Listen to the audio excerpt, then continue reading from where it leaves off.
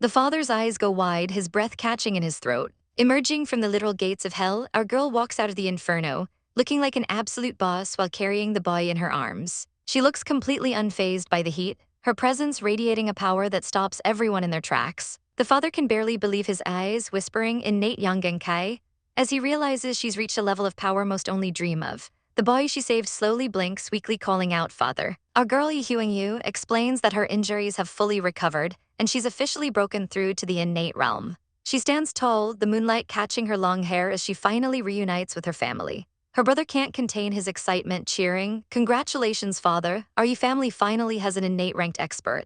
But instead of gloating, our girl shows her growth by dropping to her knees. "Father, I was wrong back then," she cries out, finally seeking the forgiveness she's needed for so long. The old man's eyes fill with tears as he looks at his daughter. Good, I forgive you, stand up now," he says, his voice thick with emotion. He helps her up, his heart finally at peace. Looking up at the moon, he thanks the heavens for finally blessing the Yi family after so many years of suffering. But while they're celebrating, the villains are already plotting their next move. "Master Shah, you must take revenge for my father," a young man begs, kneeling in a dark hole. Master Shah isn't so sure though, noting that the Yi family now has an innate expert protecting them. That's when a mysterious woman steps out of the shadows with a smirk. She drops a bombshell to sweeten the deal.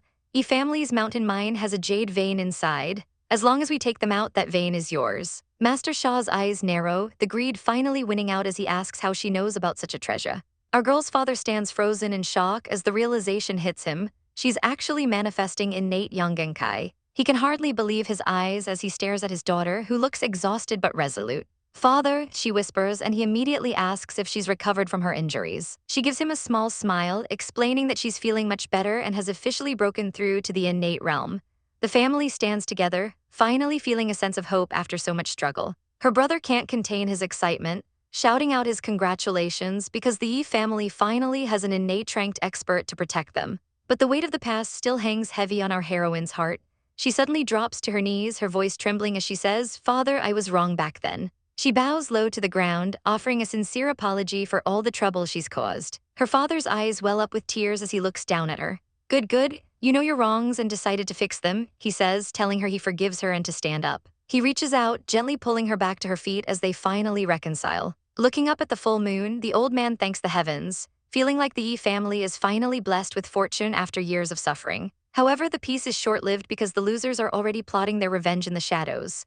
Young Master Song is on his knees, begging a powerful man named Master Shah to avenge his father. But Shah isn't interested in charity. He reminds Song that Qifeng Town isn't his territory and that Yu is now an innate expert. "I'm afraid you can't afford the price of their heads anymore," he sneers, looking completely bored with the request. That's when a mysterious guest named Bai steps forward with a tempting offer. He reveals that the Yi family's mountain mine actually contains a jade vein, and it could all belong to Master Shah if they take the family out. Master Shah's eyes narrow with greed, questioning how this stranger could possibly know such a secret. Bai introduces himself as an alchemist, but Shah isn't impressed and tells him to get lost. The room fills with a sudden heavy tension as the guards prepare to move. But Bai isn't just any alchemist. He raises his hand and a sinister, swirling purple energy begins to manifest. The dark power pulses around his arm, proving he's a lot more dangerous than he looks. He forms a jagged, glowing crystal of pure energy right in front of them. Master Shah is visibly shaken, realizing he's dealing with someone or something far beyond his expectations. Back at the Yi estate, our girl is greeted by the sweetest sight. Her daughter comes charging toward her, screaming "Mother" at the top of her lungs. The little one is nearly in tears, having heard that Song Wanchi tried to burn down the mine, and she frantically asks if her mom is okay. Our girl pulls her into a tight hug, reassuring her that she's perfectly fine. The girl looks up at her mother with stars in her eyes, absolutely thrilled to hear that she's fully recovered and has reached the innate realm. But as they sit together, the conversation takes a somber turn. Our girl admits she was a foolish daughter in the past, but she's grateful her father has finally forgiven her. Then her daughter asks the one question that still stings: "Why did the Hong family kick us out back then?" Our heroine's expression darkens as the painful memories resurface. She closes her eyes, a bitter sigh escaping her lips as she realizes how naive she once was. In a tragic flashback, we see her younger self cast out and humiliated. Even though she married into the Hong family after cutting ties with her own, they never truly accepted her. Because she was only a merchant's daughter, she was forced to enter her own wedding through the side door like a common servant. The disrespect was just the beginning of her nightmare. The sound of shattering glass echoes the state of our poor heroine's life. She realized too late that marrying into the Hong family was a death sentence for her reputation, as everyone whispered she was nothing more than a seductress. To make matters worse, her husband Hong Feng was busy falling for a sect master's daughter, Zhu Jeru, and both women ended up pregnant at the exact same time. Look at him acting all lovey-dovey while our girl's mother suffers in the background. He actually had the audacity to marry the other woman right in front of her. The Hong family had even laid out a cruel ultimatum. If she gave birth to a son, she'd stay a wife, but if it was a girl, she'd be demoted to a lowly servant.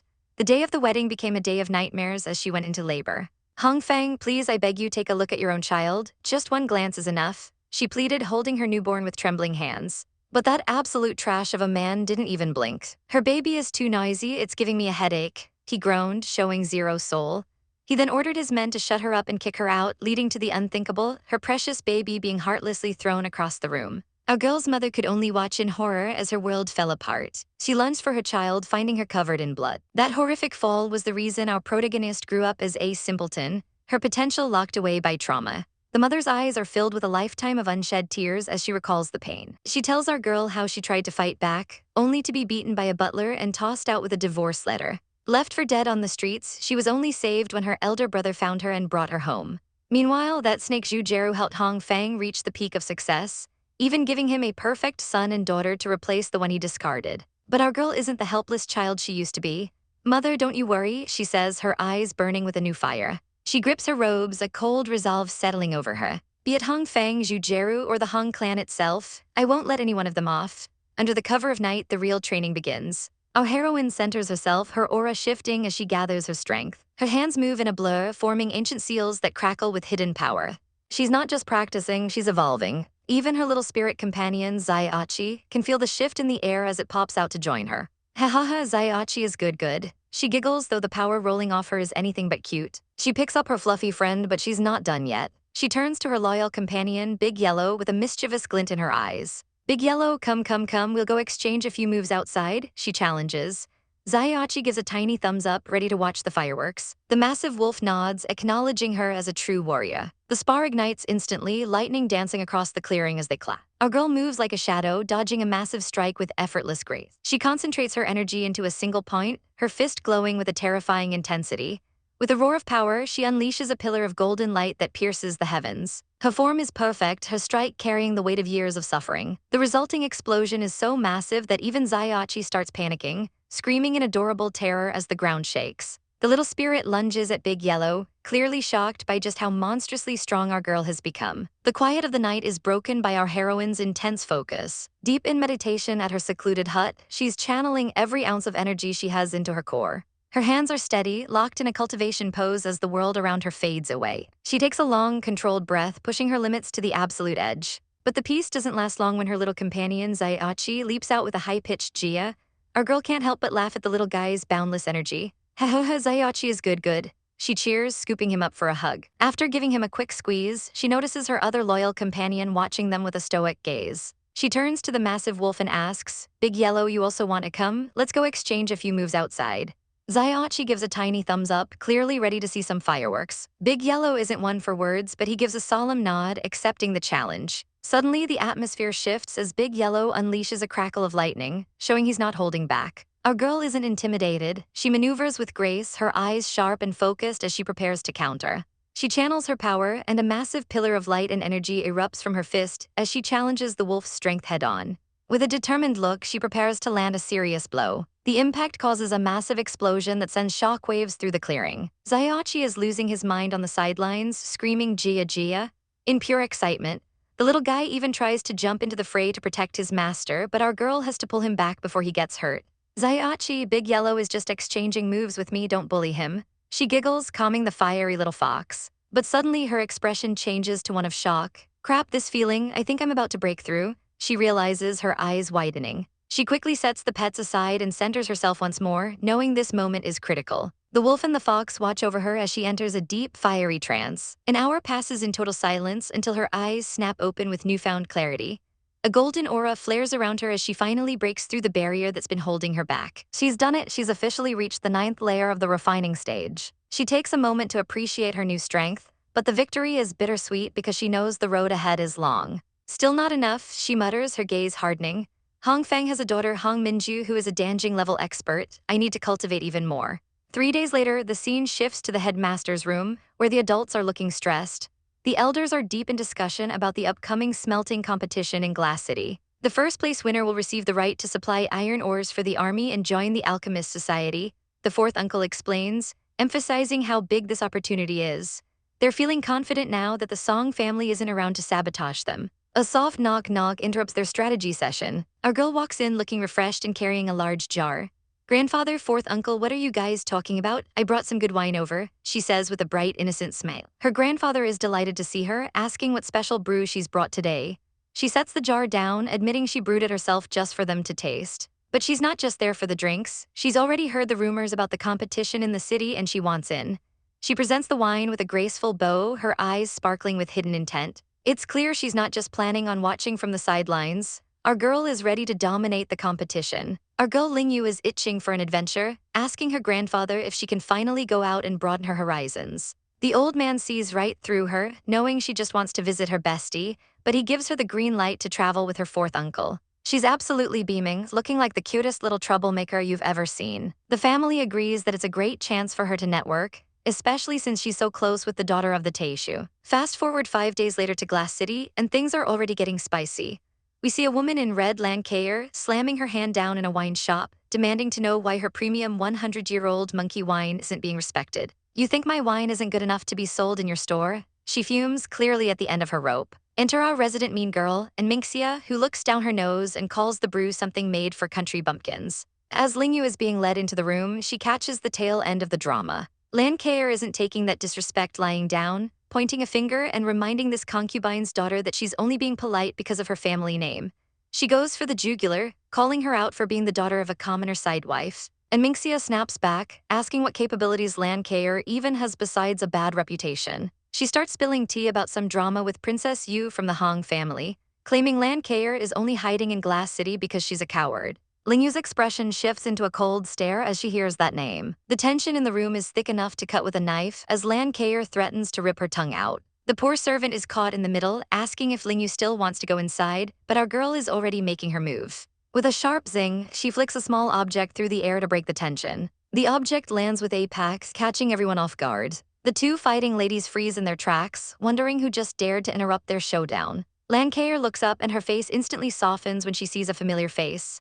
Lingyu greets her with the most innocent smile, chirping, "Sister Lan, why are you here?" She explains she's just in town for the smelting competition and happened to drop by. And Minxia's eyes narrow as she realizes this is the country bumpkin winemaker she was just insulting. Lingyu doesn't miss a beat, stepping up to the plate and asking exactly what part of her wine isn't up to par. And Minxia just scoffs, claiming that being a bumpkin is about more than just taste. She sets a challenge. If Lingyu can brew the legendary Wuzhen wine, she'll acknowledge her skills and let her sell in the shop. Lingyu accepts the challenge with a confident grin. But wait, there's a catch. And Minxia demands a massive 1,000 gold deposit just for the right to sell the wine in the shop. Lancashire is absolutely livid, pointing out that Minxia only paid that much for her entire share of the business. But this villainess just smirks, claiming the house is on a whole different level now and the price of entry has gone way up. And Minxia is being a total mean girl, calling our girl a country bumpkin and demanding a cool 1,000 gold just to grace her with a conversation. Our girl is doing the math on her herbs and pills, wondering if she can even afford to breathe in this room,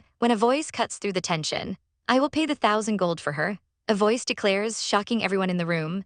Everyone's jaws hit the floor as a mysterious, gorgeous man in white steps into the light. It's none other than His Highness Feng, and he's not just here to drop some cash. He wants to place a bet on whether our girl can brew the legendary Wuzhen wine. The room goes from a bullying session to a royal audience real quick, with everyone scrambling to kneel.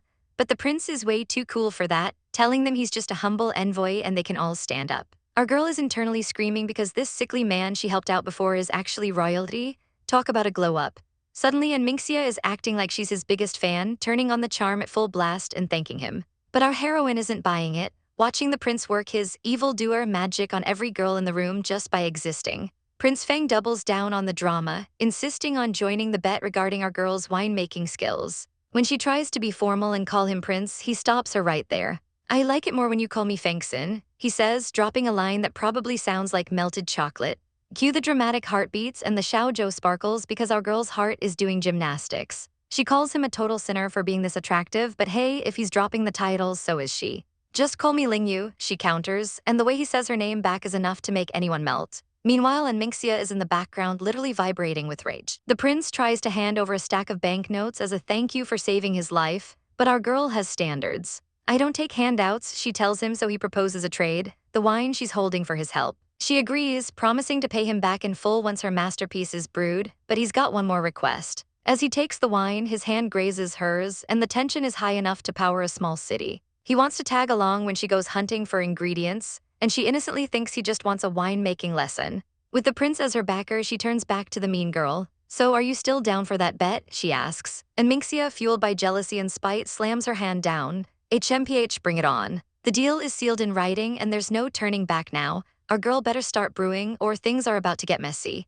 Wake up, fool, the voice cuts through her daydreaming. Prince Feng watches her go, holding the paper crane she left behind as he looks forward to their next meeting. Our girl's friend, Sister Lan, is dying of curiosity and asks how on earth she knows His Highness.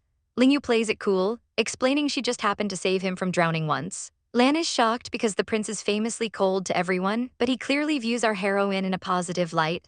Ling Yu wonders why everyone is so respectful to a mere hostage, but Lan explains that Prince Feng isn't just anyone. He's the northern country's Wanjai, the wealthiest man in his land and someone even their own emperor fears. Poor guy was born with a cold illness due to his mother being poisoned, so he's only in Daxia for the warmer weather to treat it.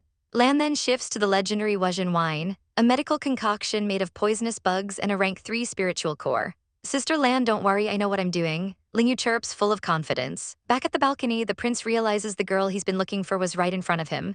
Lan cheers her on, screaming, go defeat that bitch in Minxia.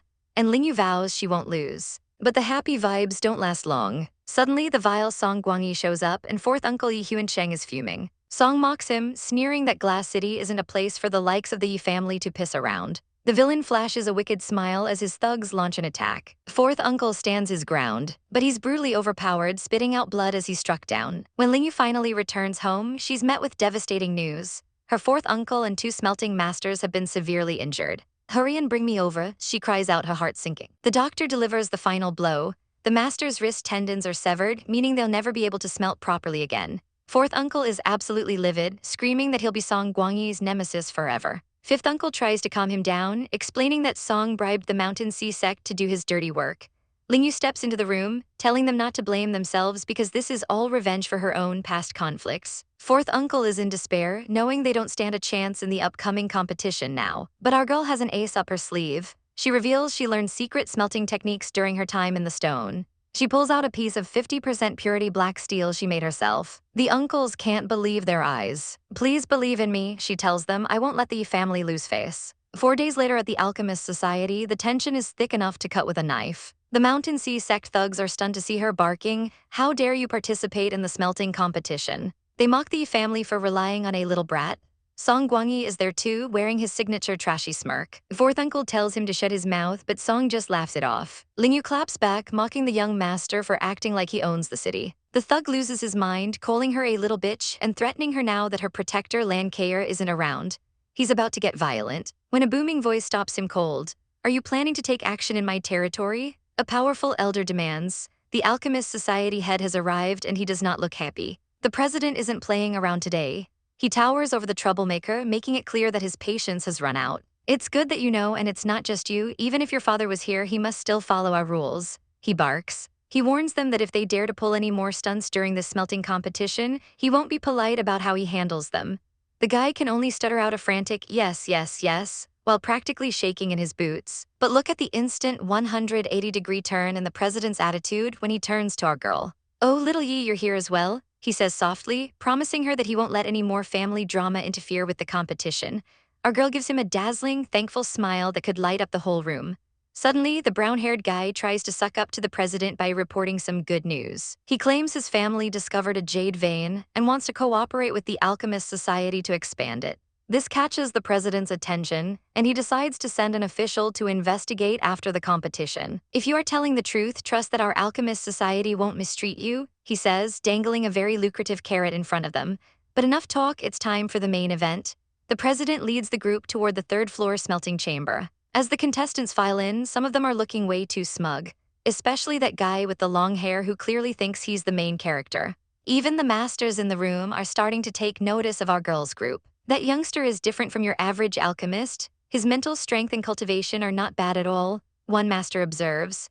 Inside the chamber, the heat is already rising from the massive cauldrons. The president signals for everyone to take their positions as the air begins to shimmer with intensity. The equipment here is top tier, featuring yin-yang cauldrons and heavy-duty anvils that have seen centuries of use. To up the stakes even further, they've invited a heavy hitter to judge, Lan Taishu, an official from Glass City. Our girl looks a bit stunned to see such a high-ranking official overseeing a local competition. Finally, the rules are revealed. Each pair has to refine black iron ore into a single piece of black steel. It sounds straightforward, but in a room full of experts and high-pressure expectations, one wrong move could mean total disaster. The clock is ticking, and the rules are simple. Produce the highest quality black steel within 2 hours to be crowned the champion. Before things get heated, Lingyu's father tries to play the family card, admitting he wronged her and her mother but begging her to follow his orders for the sake of the Yi family. Our girl isn't falling for his sudden change of heart, though. I won't forgive you for what happened before, she snaps, making it clear she's only doing this because she shares their blood. Her father can only look away in shame as the official finally signals the start of the competition. Immediately, the tension skyrockets as a rival thug starts barking threats, warning everyone not to fight them for the best ore. He treats our heroine like she's invisible, but internally he's already plotting her demise. Once this competition is over, you're dead, he sneers to himself. As the minutes fly by, her father starts sweating bullets because Lingyu hasn't even emerged from the mining cave yet.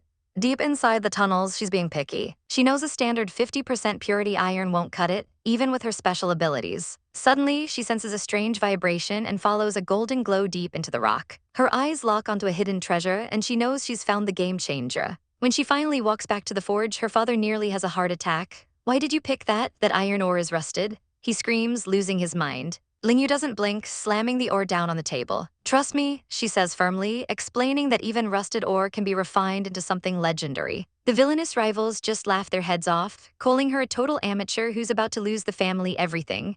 The real work begins as the sound of heavy hammers fills the air. Lingyu's father puts his pride aside and starts hammering with everything he's got, channeling his spiritual energy into the strike. The sheer quality of the ore starts to show, shocking the rivals as it reveals a 60% purity level. The villainous Master Lion realizes he needs to step up his game to hit 70% purity if he wants to stay ahead of this brat. But the physical toll is too much. Her father is running on fumes and the rusted ore is proving to be incredibly stubborn. "I can't lose," he gasps, pushing himself past the breaking point. With one final, desperate swing, his strength gives out entirely and he collapses to the floor in a heap. The president rushes over, telling him he's exhausted his spiritual energy and that the Yi family has basically forfeited the win. The rivals are already celebrating, but our girl isn't finished. While the enemy team continues their work, Lingyu steps up to the anvil. "President, please look after him," she says calmly. "I will hammer the rest of these ores myself." She hoists the massive hammer, and suddenly it's engulfed in a blinding golden aura that radiates pure power. The villain just laughs, mocking the Yi family for being so pathetic that they have to rely on a stinking bitch to do the heavy lifting. He has no idea he's about to be served a massive slice of humble pie. The silhouette of a master at work flickers against the forge, hammers swinging with a rhythmic golden glow as the final moments of the competition tick away. 2 hours later, the heat finally settles and the president of the Alchemist Society steps forward with a stern expression. "Everyone, please hand over your black iron," he commands. The tension in the room is thick enough to cut with a blade as the various masters and officials gather to see who truly reigns supreme in the craft. The president examines the tray of refined ores, noting that the level of competition this year is absolutely insane. Most masters managed 60%, but a few elite participants pushed it to 70% and even 80% purity. One of the judges points excitedly toward a shimmering piece of ore. "President, the quality of this 80% black iron is incredible," he says. "It's more than enough to forge weapons for the Imperial Army." The president nods, acknowledging that Master Lion is indeed a formidable alchemist with mental strength that puts the others to shame. But as the president reaches out toward the collection, his eyes suddenly widen in disbelief. "This is," he gasps, his hand trembling as he spots something that shouldn't even be possible. Meanwhile, our girl Lingyu is looking like she just ran a marathon through a volcano, wiping sweat from her brow as her family rushes over to her. Her uncles are frantic, asking if she at least managed to produce a 70% purity iron. Our heroine just shakes her head, looking exhausted, which gives the arrogant jerk from the rival sect the perfect opening to start gloating. "It's useless," he sneers. He leans in, his voice dripping with venom as he tells them that even a 70% purity won't save them now. "You can't win against Master Lion," he laughs. "We refined a rare 80% purity iron." The Yi family members look like they've been punched in the gut, whispering that they've already lost and that their reputation is about to be dragged through the mud. Lingyu watches them with a sharp, knowing look in her eyes. They haven't announced the results yet, she says calmly, let's just wait and see. The arrogant antagonist, practically vibrating with overconfidence, struts up to the president. Are the results out yet? He demands, ready to claim his prize. The president doesn't even look at him at first, his mind clearly elsewhere. He finally offers a small, mysterious smile, admitting that he was indeed surprised by the 80% purity iron produced earlier. Everyone, the results are out, the president announces to the crowd, I will now name the top 3. The room goes silent as he reads from the scroll. Third place goes to the masters from Zhang's iron shop for their solid 70% purity work. The Yi family members start sweating bullets. If third place is already at 70%, they're terrified they didn't even make the list. The rival sect leader is loving every second of this, laughing that the Yi family won't even be able to show their faces in Glass City after today. Trash will always be trash, he mocks. You're only worthy of staying in a tiny backwater town. The president clears his throat to announce second place. Suddenly, the smug look on the rival sect leader's face vanishes, replaced by a mask of pure confusion. Master Lion looks like he's seen a ghost as he realizes he's been handed the runner-up spot. This is impossible. He stammers, unable to believe his 80% purity ore wasn't the winner. The antagonist is fuming, calling the situation useless trash, but the president ignores the tantrum.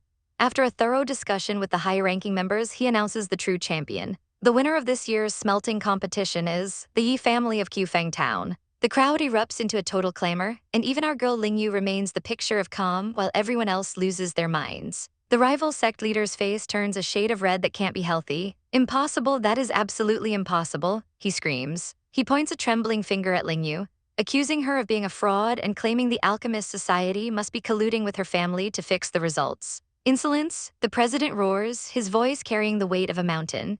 A massive wave of spiritual pressure slams into the arrogant jerk, sending him flying backward as he coughs up blood from the sheer force of the president's anger. The president then reveals the truth that leaves the entire room paralyzed. Lingyu didn't just refine black iron, she produced moon iron, a legendary 100% purity super iron that is considered the purest form of the metal in existence. The antagonists can only stare in horror, realizing they didn't just lose. They were completely outclassed by a girl they called trash. Everyone here knows that moon iron requires a 90% purity black iron ore. This bitter loser screams, trying his best to discredit our girl's hard work. He claims the Yi family used a piece of rusted junk that could only produce 60% purity at most, but the president isn't having it. He holds up the glowing, refined moon iron, challenging anyone who doubts it to come up and try to match this quality if they want the winner's reward. The accuser's jaw practically hits the floor as he gasps, moon iron. Our girl steps forward with that signature confidence, explaining that while the outside looked like rusted iron, it was actually a rare iron inside iron with a 90% pure core. The president admits he planted that specific ore as a secret test of insight, never imagining someone could actually refine it. He gives Lingyu a long, impressed look. Therefore, the winner of this competition is the Yi family, he announces, and honestly, who would dare object now? To make things even better, a high-ranking official declares that from this day forward, the Yi family will be the official suppliers for the city's military. While the competition looks like they're sucking on lemons, the Yi family is absolutely losing it with joy. We won, we actually won, they cheer, still unable to believe their luck. Her relative pulls her aside, demanding to know how she realized there was moon iron hidden inside that rusted chunk. The president cuts in with a laugh, asking our girl if she's already developed divine consciousness at such a young age. He's looking at her like she's the most interesting thing he's seen in decades. Lingyu plays it humble, claiming she only recently started cultivating and just had a few insights. But then she drops a bombshell. She wants to join the Alchemist Society and test her mental strength to see where she stands. They head straight to the Alchemist Society testing hole, where 9 massive bronze tripods are lined up. The president explains the rules. The more tripods you can lift with your mind, the higher your rank. Our girl realizes just how big of a deal the president is when he reveals he's an 8-tripod alchemist. To reach that level, you have to be able to lift at least 2,000 jin of weight with nothing but your thoughts. He decides to give her a little demonstration, and suddenly the room starts to shake. His power flares as he focuses his mental energy. With a massive duang sound, the heavy tripods begin to hover off the ground like they're made of paper. Lingyu is genuinely floored, whispering, amazing. But the president stays humble, telling her that their city's society is just a speck of dust compared to the legendary alchemists who can move mountains and fill oceans. Our girl's curiosity is piqued as she asks what lies beyond the 9 tripods. He tells her about the alchemist reverends, godly existences that only emperors and great sects can associate with. All right, little friend, we can start whenever you're ready, he says, stepping back to let her take the stage. Lingyu takes a deep breath and centers herself. She focuses on the first tripod and it begins to rise into the air. Second one, she mutters, pushing her limits as the next heavy vessel begins to lift. The president watches closely, wondering if she's already hitting her limit after only two. Sweat beads on her forehead as she strains against the weight. But suddenly, a mysterious mark on her hand begins to glow with a fierce light, signaling that our girl is just getting started. Our girl lets out a sharp cry of focus, pouring every ounce of her concentration into the task at hand. She's channeling her mental energy to its absolute limit, causing the air around her to ripple with power. With a final, massive surge, she successfully levitates the heavy tripods, proving that her talent is on a completely different level. Phew, she's totally wiped out, but the president of the Alchemist Society is standing there, clapping like a proud mentor. He's internally losing his mind because it's only been a few days, and she's already reached the third tripod level, making her the youngest prodigy in the entire city. She bows respectfully, playing it cool while soaking up the well-deserved praise. The president tells her she passed with flying colors and leads her to the lobby to finalize her registration. He hands over her official identity insignia, a wooden plaque that marks her as a certified pro. She holds it up with a smirk. With this in her pocket, she's got a VIP pass to enter and exit any city in the country. Not only that, but she scores a sweet 30% discount on all her alchemist supplies, though she has to hand over 10 high-quality pills a month to keep her membership. The president then drops a bombshell, asking if she was the one behind a rare pill sold recently, and she realizes she can't hide her secret stash from him.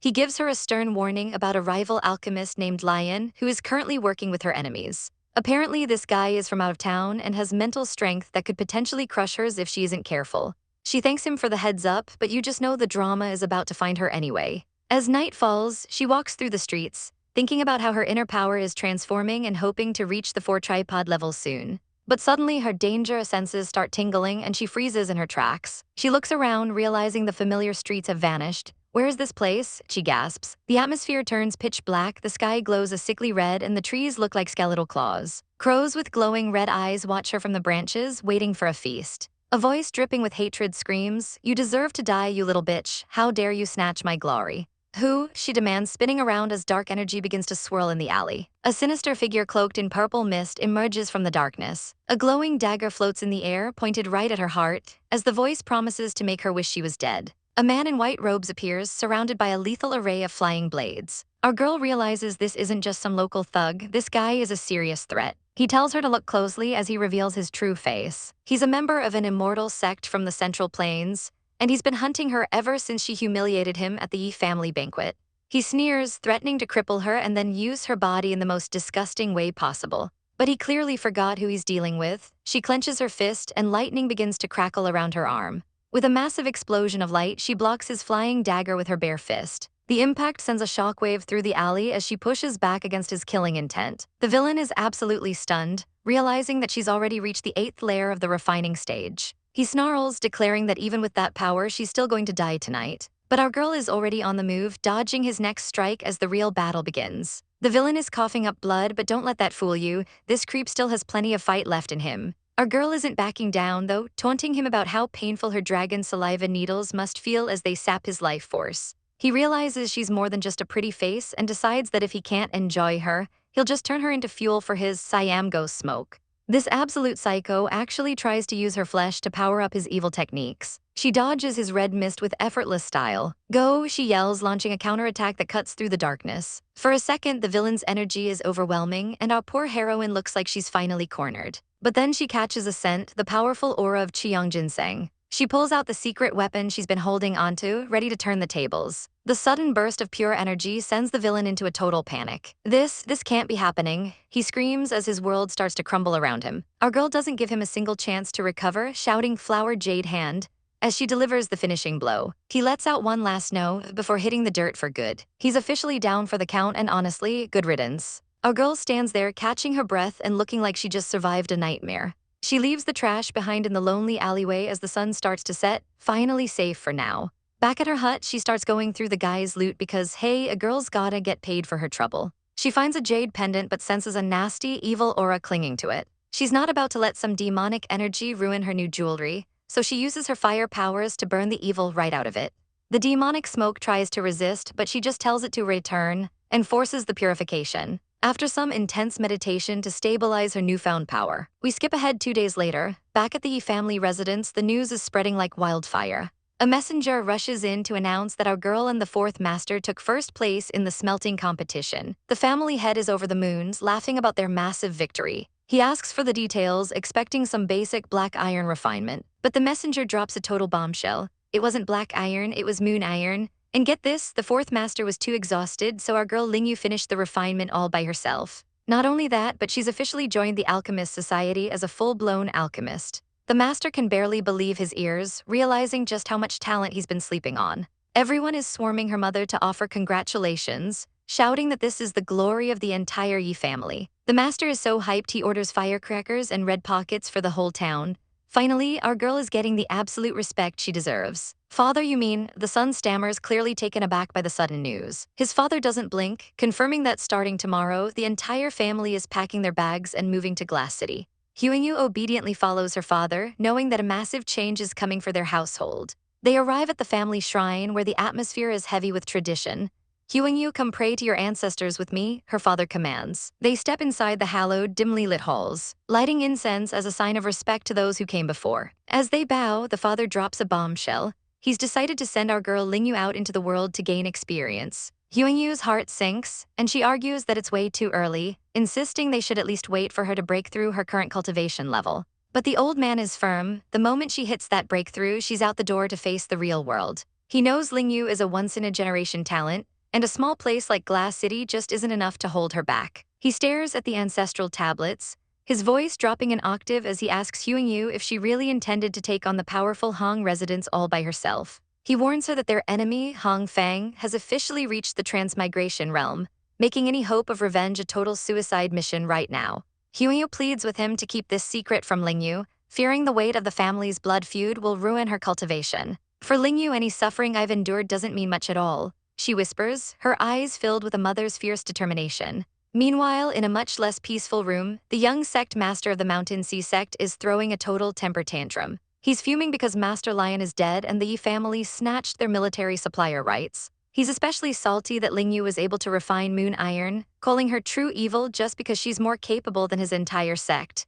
He vows to make the Yi family pay, promising to make them run like headless chickens for daring to offend him. Back with the family, the shock of the move still hasn't worn off for the rest of the clan. The father reiterates that their departure is non-negotiable and they are leaving the past behind. Feng Yu continues to follow him into the private depths of the estate, arriving once more before the ancestral altar to seek a blessing for their journey. The heavy doors creak open as they prepare to face the spirits of their kin. They offer up their prayers, the smoke from the incense rising like the mounting tensions surrounding their family. As Feng Yu prostrates herself, her father reveals his unwavering plan to send Ling Yu away. Feng Yu tries to protest one last time, worried about the cutthroat world outside their walls. But her father is resolute. Real-world training is the only way for her to truly ascend. He looks at his daughter with a mix of pride and worry, acknowledging Ling Yu's terrifying potential. He knows the Hong residence is watching, and they are far more dangerous than any beast in the wild. He reminds her that their enemies are reaching godlike levels of power, making any thought of revenge a distant, dangerous dream.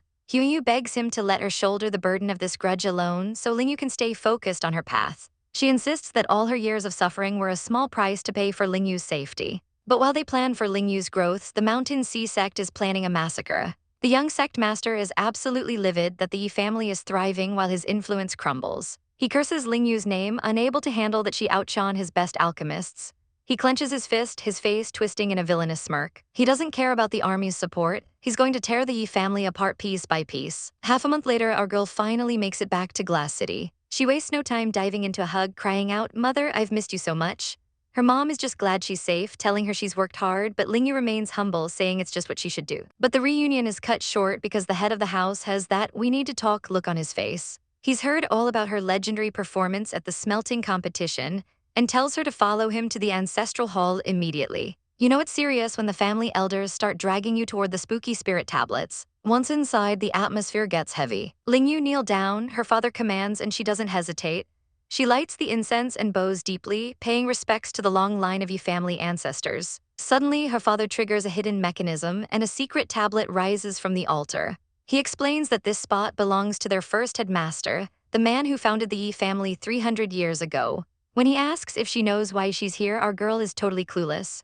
Well, surprise. This ancestor was an alchemist just like her, and she's the first one to appear in the family in 3 centuries. The ancestor's name was Iwuming, which literally means no name, and he left a strict will. His existence was to be kept a secret until a descendant with divine consciousness was born. This guy wasn't just any alchemist. He was a reverend rank master, the most talented in the country's history. But his story is a total tragedy. During a major competition, a rival sabotaged him, destroying his weapon tripod right as he was refining a heavenly ranked weapon. He lost his title, his family, and his dignity, ending up as a lonely miner in hiding. His dying wish was for a descendant to finish what he started and win the best in the world title. Her father places a hand on her head, lamenting that for 300 years, no one had the power to do it until now.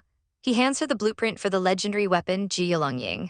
Lingyu grips the paper tight, her eyes burning with resolve as she vows to definitely refine this weapon. Later that night, our girl is burning the midnight oil, studying the design. But as she looks at the ingredient list, she realizes she's in over her head. Ancient dragon blood, phoenix feathers, I've barely heard of these, she sighs. Still, she's not a quitter, telling herself it's only a matter of time before she tracks them down. Suddenly, the blueprint starts glowing, and a spectral figure begins to manifest behind her. A stunning, white-haired man appears out of thin air, looking like he stepped straight out of a legend. It's been 300 years, he muses. I didn't think there would finally be someone who can awaken me within the Yi family. Lingyu is absolutely shook, gasping, could it be ancestral grandfather Yiwuming? The ghost stares her down, curious about the girl who brought him back. You are the one who summoned me? He asks, noting that while she's only a 3-tripod alchemist, she somehow has the cultivation of a true tripod.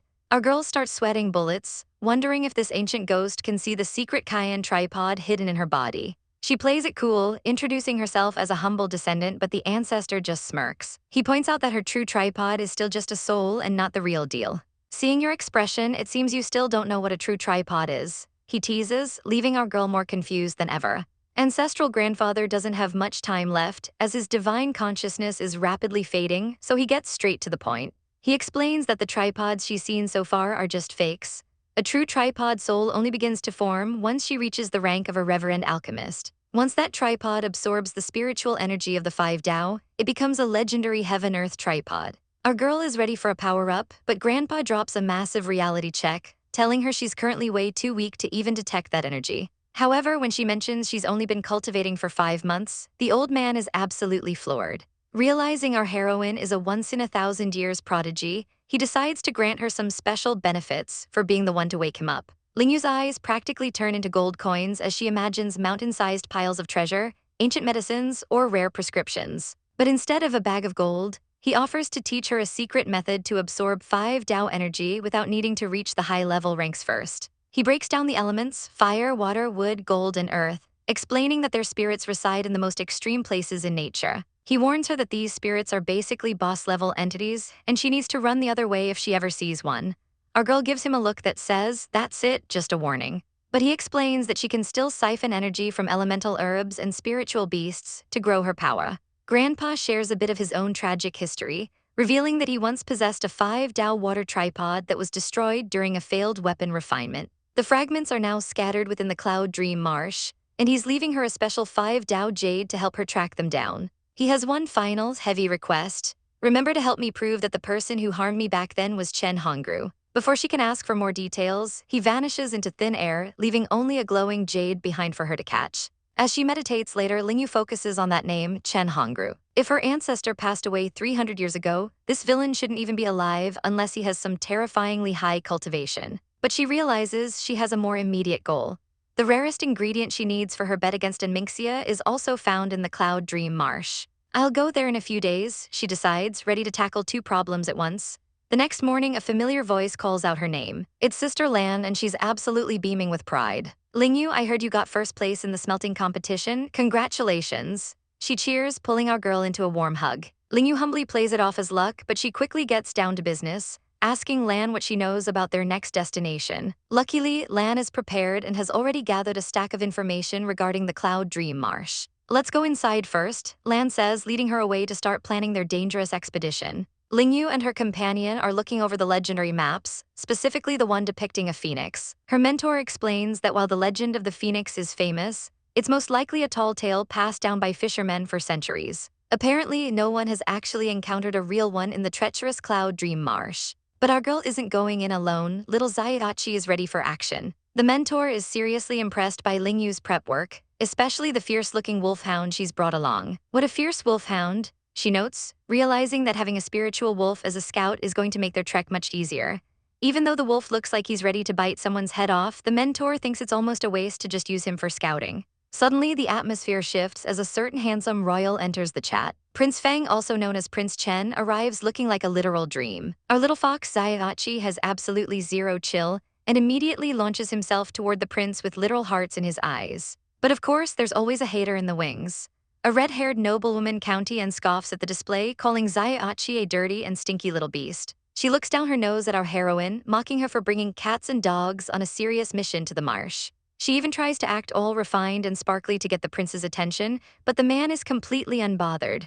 Zaiachi, being the absolute legend he is, snuggles right into the prince's arms. This sends County and into a silent, jealous rage, convinced our girl is using a trash spiritual pet just to flirt with the prince. She loses her cool and tries to snatch the fox, screaming, "Get lost, you dirty little beast." Big mistake, huge. Zaiachi doesn't just dodge, he goes on the offensive. He uses her face as a literal stepping stone. Before she can even blink, the fox delivers a triple scratch combo right to her expensive skincare routine. County and lets out a blood-curdling scream as Zaiachi gracefully retreats back to Lingyu. Our little fox hero even has the audacity to stick his tongue out at her, talk about a savage. The noblewoman is absolutely hysterical now, shrieking for her guards to turn the fox into meatloaf. Her guards actually make the mistake of drawing their swords. That's when Prince Chen's voice drops to sub-zero temperatures. "County Anne, are you planning to go against the royal edict and use weapons in front of me?" he demands. The woman's bravado vanishes instantly and she hits the floor, begging for forgiveness. Even while coughing into his hand, the prince commands total authority over the kneeling group.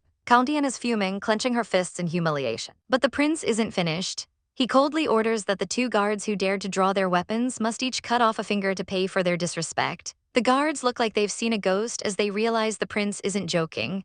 As the woman watches in horror, a blade flashes through the air. Blood splatters across the ground as the brutal punishment is carried out without a second thought. Prince Chen just watches with a chillingly calm expression. Shaken to her core, County Anne can barely stand on her trembling legs. She manages to pull herself up, bowing in total defeat as she prepares to retreat. The prince's gaze follows her, making it very clear that no one messes with our girl's crew while he's around. Prince Feng tells the group they may rise, but after kneeling for so long, Minxia's legs are like jelly. Our girl Lingyu reaches out a hand to steady her, but Minxia isn't looking for friends. She violently slaps Lingyu's hand away, screaming, "Who allowed you to touch me with your dirty hands?" She's acting like Lingyu is covered in plague, even though our heroine was just trying to be helpful. Prince Feng watches the drama with a cold, unreadable expression. Lan Kaer notices the prince's traveling light and asks, "Prince Feng, you didn't bring any guards with you." He simply shrugs it out, admitting he actually got rid of them on purpose. Seeing an opportunity to suck up, Minxia flutters her eyelashes and suggests he join her group so she can take care of him. But the prince doesn't even blink before turning his back on her to walk away with Lingyu. Minxia is left standing there, absolutely fuming as she watches them leave together. The group finally arrives at the Cloud Dream Marsh, a place that looks as dangerous as it sounds. Minxia immediately tries to assert her dominance, telling the girls to get lost. "I don't want to waste my energy to protect you guys," she sneers. Lan Kaer has zero patience for this girl's ego and barks back, "Do you really think we need your protection?" Minxia just laughs in her face, mocking their skills and challenging them to see who can find a swamp spider first. The stakes get high when Minxia bets that if she loses, she'll serve them like a servant from now on.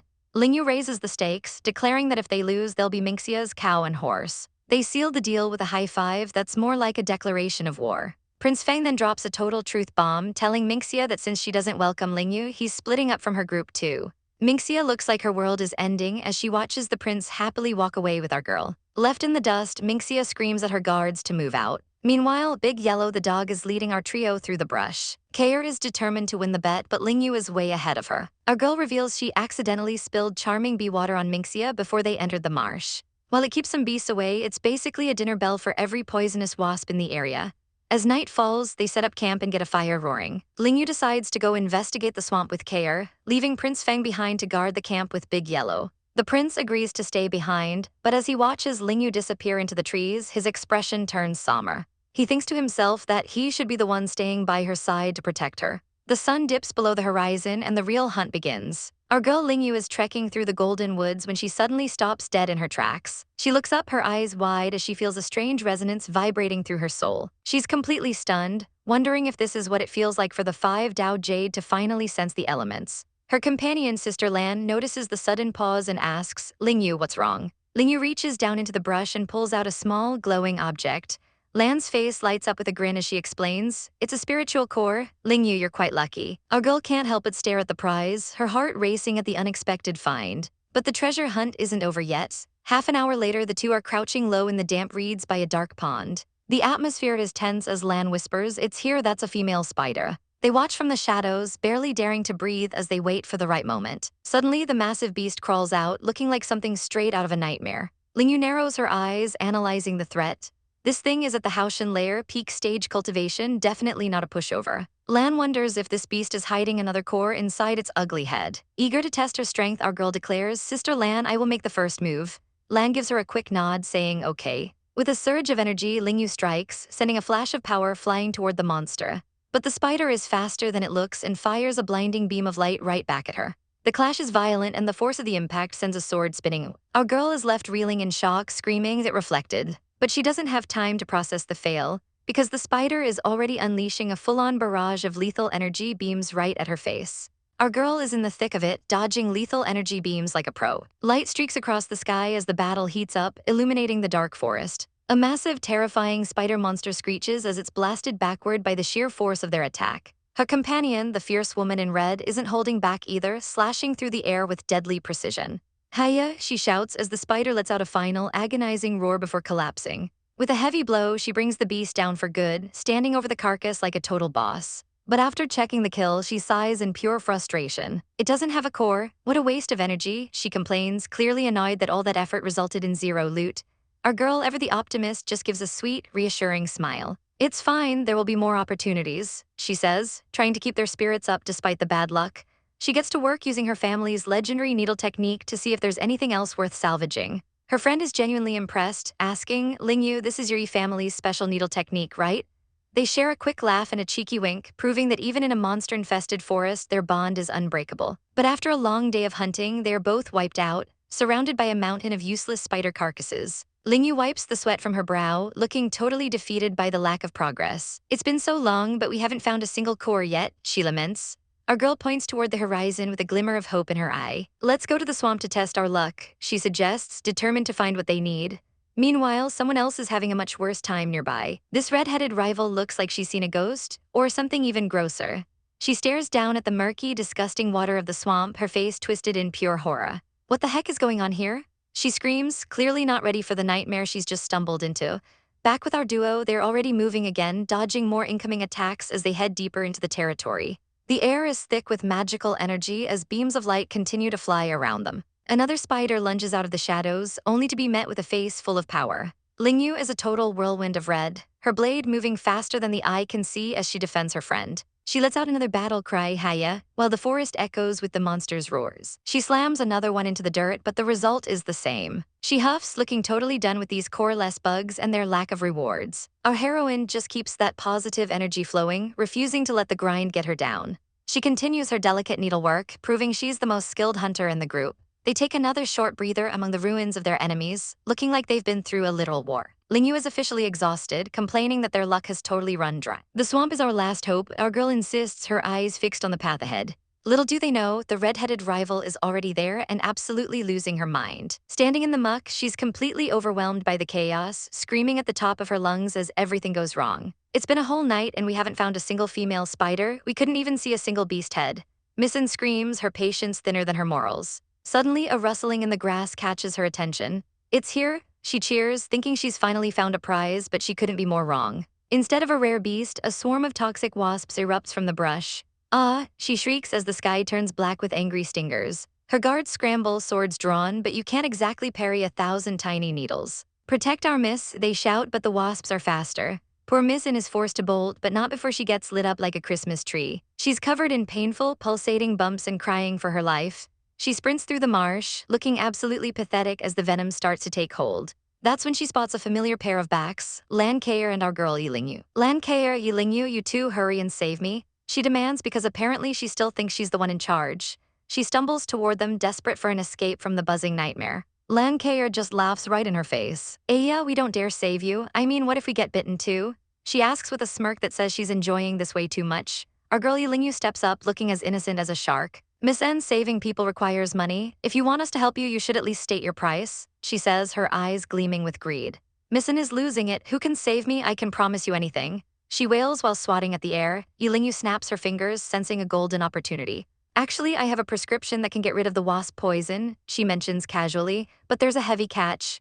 You must give me all of your shares in Zuixian House and then I will tell you, she demands. Miss N is fuming, calling her a damn country bumpkin in her head, but she's running out of time.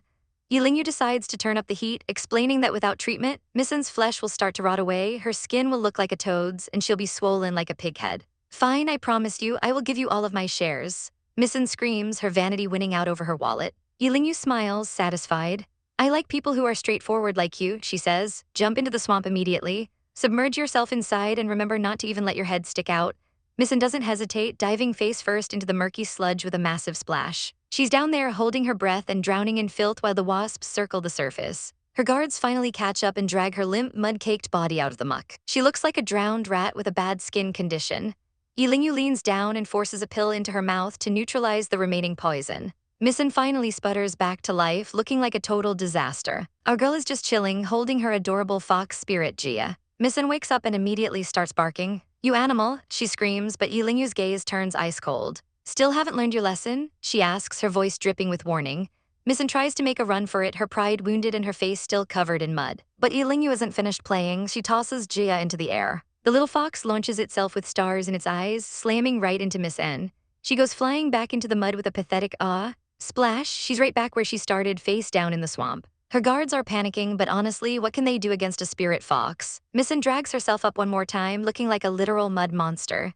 Yilingyu, you bitch, did you do something to me? She screeches, clearly not having learned a single thing. Lingyu is all smiles, telling County and that she saved him out of the goodness of her heart and definitely wasn't trying to cause any harm.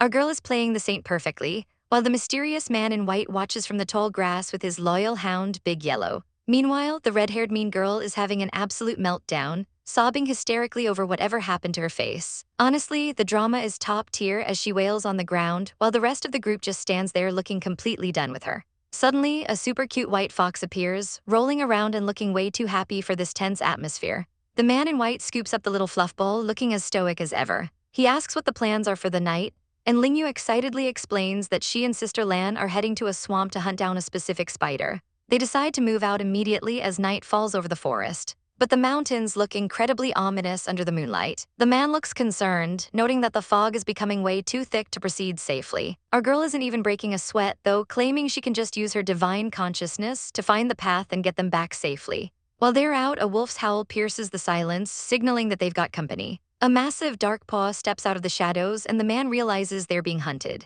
Big Yellow's eyes glow red as he growls at the pack of green-eyed wolves surrounding them in the dark. These predators are dripping saliva, looking ready for a feast. The man tells his dog, Big Yellow, go find Lingyu if you can't hold them down, but this pup is built different. The first wolf lunges, but Big Yellow is faster, catching it right by the throat in a spray of red. It's a total bloodbath as the enemy wolf is neutralized instantly. Big Yellow stands his ground, looking like an absolute beast. But the rest of the pack isn't backing off, growling as they prepare to swarm him. Shadows blur as the wolves dash through the brush, trying to find an opening. The man spots the alpha and commands Big Yellow attack the wolf king on the left side. Big Yellow doesn't hesitate, launching himself at the leader and sinking his teeth. With a final desperate roar, the wolf king is taken down, leaving him in a pool of blood. Seeing their leader get absolutely wrecked, the remaining wolves lose their nerve and start whimpering in terror.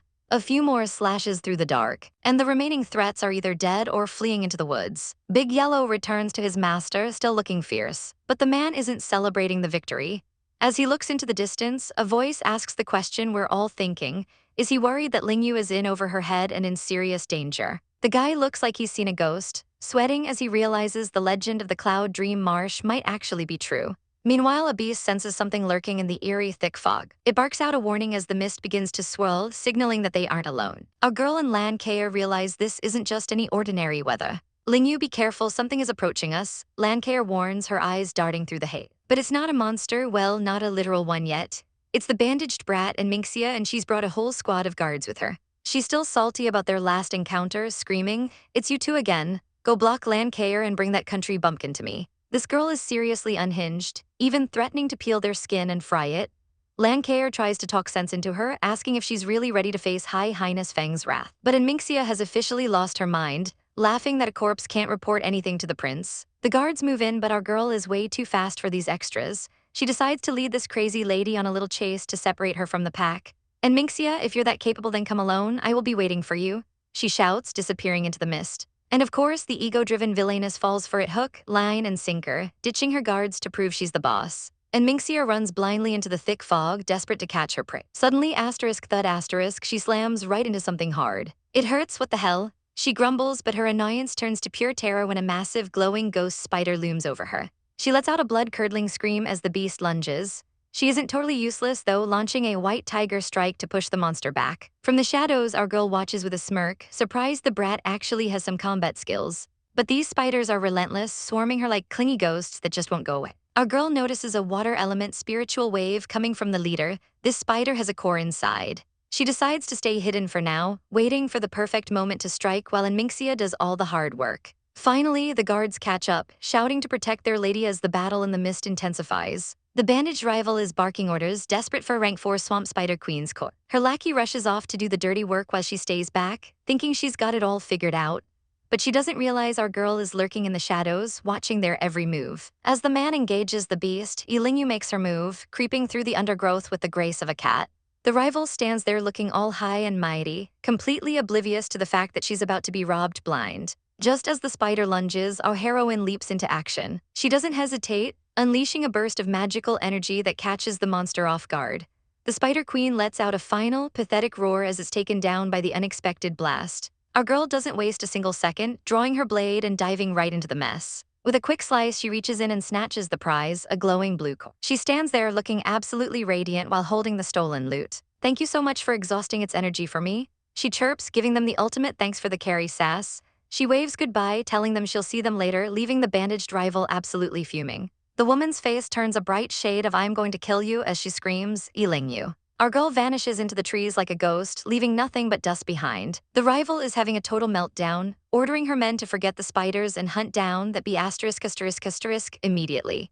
But the night is full of surprises, as the forest comes alive with the sounds of wild beasts and slithering shadows. A strange ethereal glow lights up the sky. The rival stops in her tracks, her eyes wide as she realizes it's the legendary Phoenix Light. Suddenly, the spider core isn't enough. She's dreaming of snatching a divine egg so she can finally outshine the princess. Meanwhile, our girl has her own secret weapon.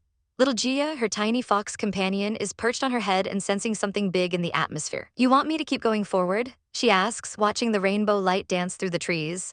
Gia keeps chirping, urging her deeper into the magical marsh. Our girl trusts her little friend and follows him into the heart of the forest, ignoring the dangers lurking in the dark. They step into a clearing that looks like a total dreamscape, ready to see what kind of trouble or treasure awaits them at the source of the light. Our girl stares up at the massive, glowing tree, wondering if this is the legendary undying which she's been searching for. Her fluffy companion, Gia, doesn't waste any time and dives right into the shimmering water. "You want me to climb this thing?" she asks, looking up at the gargantuan trunk with a mix of dread and curiosity. With a deep breath, she takes the plunge, following her pet into the depths. She activates her jade flower hand technique, her fingers glowing with power as she begins the grueling trek up the bark. An hour of intense climbing later, she finally reaches the top. Her eyes go wide as she spots a nest containing 3 shimmering, multicolored eggs. "So this is the legendary phoenix egg?" she whispers, her heart racing at the sheer value of the find. Gia, being a little agent of chaos, puts on a tiny mask and suggests they pull off a heist. Our girl feigns hesitation for about a second before her true colors show. "I won't steal just one," she declares with a devious glint in her eye. "If I must steal, I'll take all 3. I'll hatch one, sell the second." She licks her lips, and the third one is for dinner. But before she can start her 5-star omelet, a massive scaly tail slithers into view. A giant serpent emerges from the foliage, and it's clearly been eyeing the same prize. Our heroine tries to play the diplomat to save her skin. "Hey brother, why don't we discuss this? All witnesses should get a share. You take 2 and I'll take 1, how's that?" The snake's response is a face full of toxic green mist. She's not going down that easy though. She whips out her daggers and dances through the air, dodging the serpent's strikes with practiced grace. "I'm over here, stupid snake," she taunts, leading the beast on a wild chase through the branches. Finding an opening, she lunges forward and grabs the monster directly, channeling a massive burst of golden energy through her palms. The resulting explosion sends the snake reeling, but the fight takes a desperate turn. Realizing it's losing, the snake lunges and swallows one of the eggs whole. A golden horn erupts from its head as it begins to evolve right in front of her. "Really not good," she realizes, sweating bullets. "Once he absorbs that egg, even 10 of me won't be able to handle him." She manages to snag another egg for herself, but the ground begins to shake with a terrifying presence. The real owners of the nest have returned and they are absolutely livid. Two magnificent phoenixes descend from the sky, their wings wreathed in celestial fire. They don't even give the snake a chance to explain its new horn. With a single, devastating blast of divine flame, the rank 7 beast is turned into a charcoal briquette in seconds. Our girl is shaking in her boots as she watches the carnage. They insta-killed a rank 7 beast, this is too frightening, she gasps. To make matters worse, her own divine energy starts acting up, leaving her paralyzed with fear. She watches as the phoenixes mourn over the third, corroded egg, their cries filled with heartbreaking grief. She tries to make a silent exit with Gia, hoping to vanish into the shadows. But the universe has other plans, and Gia makes just enough noise to blow their cover. The phoenixes turn their piercing, fiery gaze toward her, and our poor heroine can only offer a terrified, awkward smile. "Hello, I am just a passerby, you guys can continue with what you're doing," she squeaks, praying they don't notice the legendary lute in her hands. Zaiachi is being a little troublemaker again, chirping away while our girl watches those massive, majestic birds in the distance. But the little furball doesn't stop there. He runs straight for the nest, startling the two phoenixes guarding their eggs. "Zaiachi, what are you doing?" she screams, mortified by her pet's lack of manners. Zaiachi doesn't care. He looks them right in the eye and tells them that one egg is basically dead and they should just hand it over. Naturally, a domestic bird dispute breaks out. The blue phoenix is horrified at the idea of tossing their child, while the red one is ready to give up, claiming the egg didn't inherit their powers anyway. It gets nasty, with the blue one accusing the other of being cruel, but Zaiachi shuts them up real quick. "Stop arguing, my master can save this egg," he brags, putting our poor heroine right on the spot. Suddenly, two pairs of divine, terrifying eyes are locked onto her. Our girl is internally screaming, sweating bullets as she realizes the cat just wrote a check she might not be able to cash. "Zaiachi, you can't just lie like that," she thinks, worried her tripod won't be enough to heal a divine beast. She stands there stunned for a moment. A sudden flashback of a mysterious man promising to find her again flashing through her mind. She shakes it off and finds her resolve. "I will look at the situation first," she tells the birds. "If I can save it, I will." She approaches the nest cautiously, placing her hands on the cold shell. At first, her heart sinks. There's absolutely no sign of life left inside. The phoenixes watch her every move with bated breath. After a tense silence, our girl's expression shifts. She's not going to do this for free. "I can save it," she declares, "but I have two conditions." Just as she speaks, the bird's forms begin to shimmer and shift, transforming into two stunning humans right before her eyes. The stakes just got a lot higher, and these divine parents are all ears. Fire Phoenix is absolutely losing his mind, his body erupting in a literal inferno as he glares down at our heroine. "A mere human dares to ask for conditions from us?" he bellows, clearly not used to being talked back to by someone without wings. Thankfully, the Ice Phoenix has a much cooler head, placing a hand out to stop the flames. "Fire Phoenix, let her speak," she commands, her voice steady even as her partner fumes in the background. Our girl doesn't blink, holding up two fingers to lay down the law. She explains that first, she's taking this little phoenix egg with her to treat it, and second, if it actually hatches, that bird is legally hers for the next 100 years. Fire Phoenix reacts exactly how you'd expect, by exploding into a pillar of rage. "A damn human who doesn't know what death is," he screams, accusing her of trying to enslave their entire royal lineage. The air fills with a chaotic mix of frost and flame as the Ice Phoenix releases her power to keep the peace. Our heroine stands her ground amidst the swirling energy, looking like a total boss. A massive shockwave of light erupts as the two celestial beings clash over the decision. Fire Phoenix turns to his wife looking betrayed.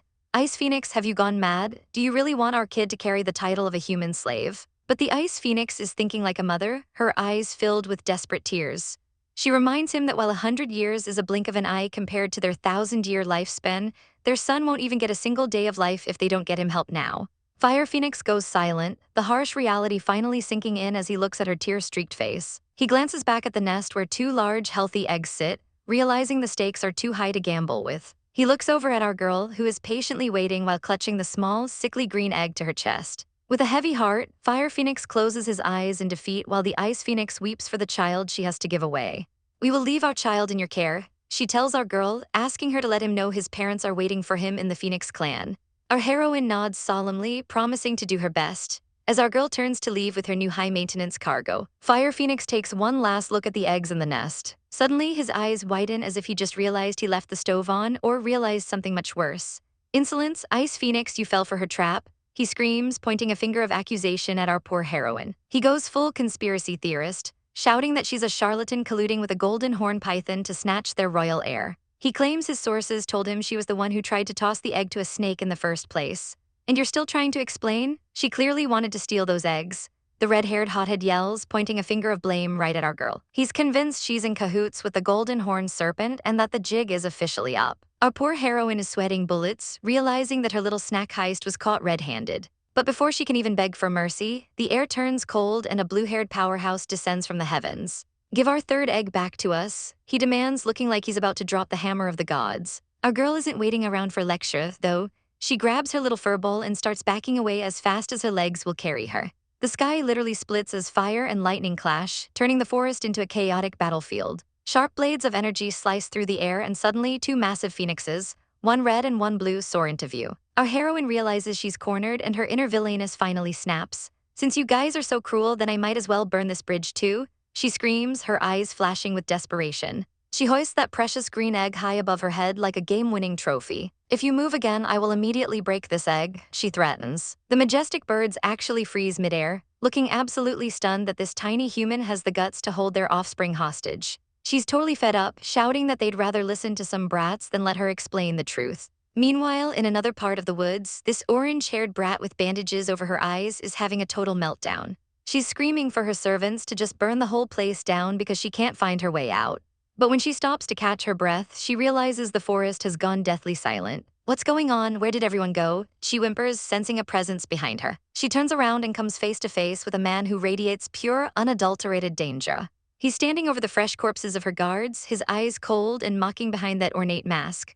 The girl is shaking like a leaf, realizing he wiped out her entire squad without making a single sound. She tries to pull the "do you know who my father is" card, screeching about being the daughter of the Angyo family. The masked man doesn't give a single damn about her family tree. "Either die or get lost," he commands, his voice like a death sentence. When she tries to talk back, he doesn't even lift a finger. He just releases a shockwave of spiritual pressure. She's sent flying backward like a rag doll. She crashes into the dirt, screaming in horror as she realizes she can't even move her legs anymore. But he's not done. He starts channeling a terrifying amount of purple energy in his palm. "Heaven Emperor's first skill, cloud dispersing mist," he mutters. A blinding explosion of light erupts, and the brat finally realizes she's messed with someone way out of her league. The shockwave is so massive it tears through the sky, visible from miles away. Back at the Phoenix standoff, the ground begins to tremble from the sheer power of that blast. The giant birds are distracted by the sudden surge of energy, and our girl feels a shiver run down her spine. "Such a familiar aura," she whispers, her heart racing as she looks toward the horizon. Suddenly, a shadow looms over her and the fox on her shoulder starts chirping like crazy. "Woman, we meet again," a deep voice rumbles from behind her.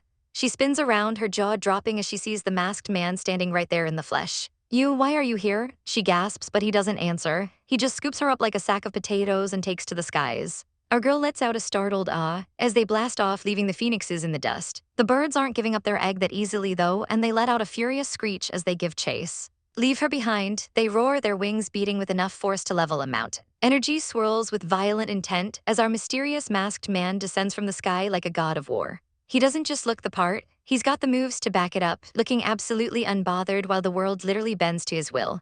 "Heaven Emperor's second skill, double dragon cave," he chants, and you just know things are about to get messy. A massive surge of draconic energy erupts, completely overwhelming the two legendary phoenixes and leaving them reeling from the sheer force of his power. The phoenix duo is shaking in their boots because they realize this isn't just some random cultivator.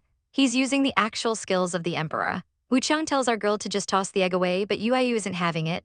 "I only want this one," she insists, clutching her green prize while Wuchang casually offers to burn the rest of them to a crisp. He's being a total menace, literally stepping on their unhatched kids to make a point. The red-haired phoenix finally realizes they're outmatched and begs for mercy, admitting defeat. The blue-haired woman quickly follows suit, bowing her head and admitting that this whole mess was their fault. Our girl, being the sweetheart she is, looks up at Wuchang and says, "Hey, they already apologized, you should forgive them." He just gives her a look that says he's both annoyed and charmed.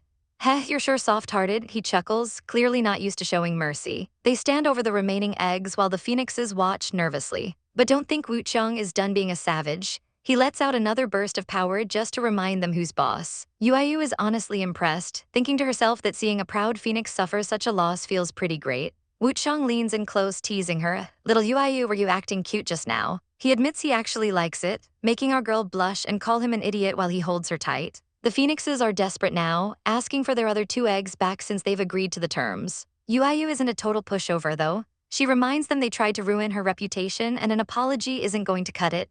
She strikes a pose, ready to negotiate for some high-tier loot. The red phoenix is sweating bullets, asking what she could possibly want. It's simple, she says with a devious smirk, compensate me for my emotional loss. I want a phoenix tear and feather. Wuchang backs her up, holding one of the eggs like a hostage. Did you not hear her? Do as she says or else. The blue phoenix has no choice but to start crying, literally letting out divine tears of pure energy. A little fox spirit scurries over to catch the precious liquid in a bottle while the phoenix weeps for her lost pride. Then it's the red phoenix's turn to pay up. He prepares to give up a feather, which is a huge deal for his cultivation. Yuayu watches as the flaming feather manifests, but Wuchang decides to take a little extra service fee, snatching a whole handful of feathers instead of just one. Even the little fox is horrified, thinking that our guy is way too savage. Wuchang hands Yuayu 3 feathers and decides to keep the rest for himself because why not? Finally, he tosses the eggs back to their parents with a casual take it. The phoenixes catch their children, relieved but absolutely traumatized by the encounter. Yuayu watches as they transform into their true forms, massive birds of flame and ice. They waste no time flying away, probably planning to never lay eggs in this neighborhood ever again. Yuayu watches them disappear into the horizon, thinking about how much attention this battle probably attracted. Wuchang carries her away through a beautiful glowing spirit forest that looks like something out of a dream. They glide over the waters, looking like the ultimate power couple. But as they fly off, they're being watched. A woman covered in bandages spots them from the ground. She stares at Wuchang's retreating figure, and her eyes go wide with recognition. I remember now, she gasps. That person is the ghost emperor Wuchang. Oh boy, the secret is out, and you know this is going to lead to some major drama. The mysterious ghost emperor Wuchang is a man of absolute power, having built an entire underground empire from scratch in just 5 years. Our bandaged villainess is absolutely seething, clutching her fists as she wonders how a country bumpkin like Yilingyu manages to attract so many high-tier men. She can't stand that this girl is getting close to both the ghost emperor and Prince Feng. Speaking of the devil, our girl is currently stuck dealing with the masked man himself, and she is not in a good mood. She blames him for all her bad luck, but he just leans in close, his voice a smooth purr as he tells her, "Call me Wuchang." Our heroine isn't falling for his charms that easily and hits him with a blunt no thanks. He isn't used to being told no, so he decides to play dirty. "I will kiss you if you don't call my name," he threatens, looking way too smug for his own good. Terrified of his boldness, she panics and stammers out his name, but the man is a total liar. He pulls her in and kisses her anyway, catching her completely off guard. She's left blushing and absolutely livid, wiping her mouth as she screams, "You jerk, I called your name." But Wuchang just gives her a cool look and points out that he never actually said he wouldn't kiss her after she said it. He's basically the definition of a shameless scumbag, and he's proud of it, telling her he'll only be that way with her. Before vanishing into a cloud of smoke, he leaves her with a chilling piece of advice. She needs to get stronger because he has officially set his eyes on her. Our girl is left alone in the woods, throwing a full-blown tantrum and cursing his entire existence. She even starts yelling at her little spirit beast, Zaiachi, for just standing there and letting it happen. She eventually calms down and wonders what happened to Sister Lan and Prince Feng.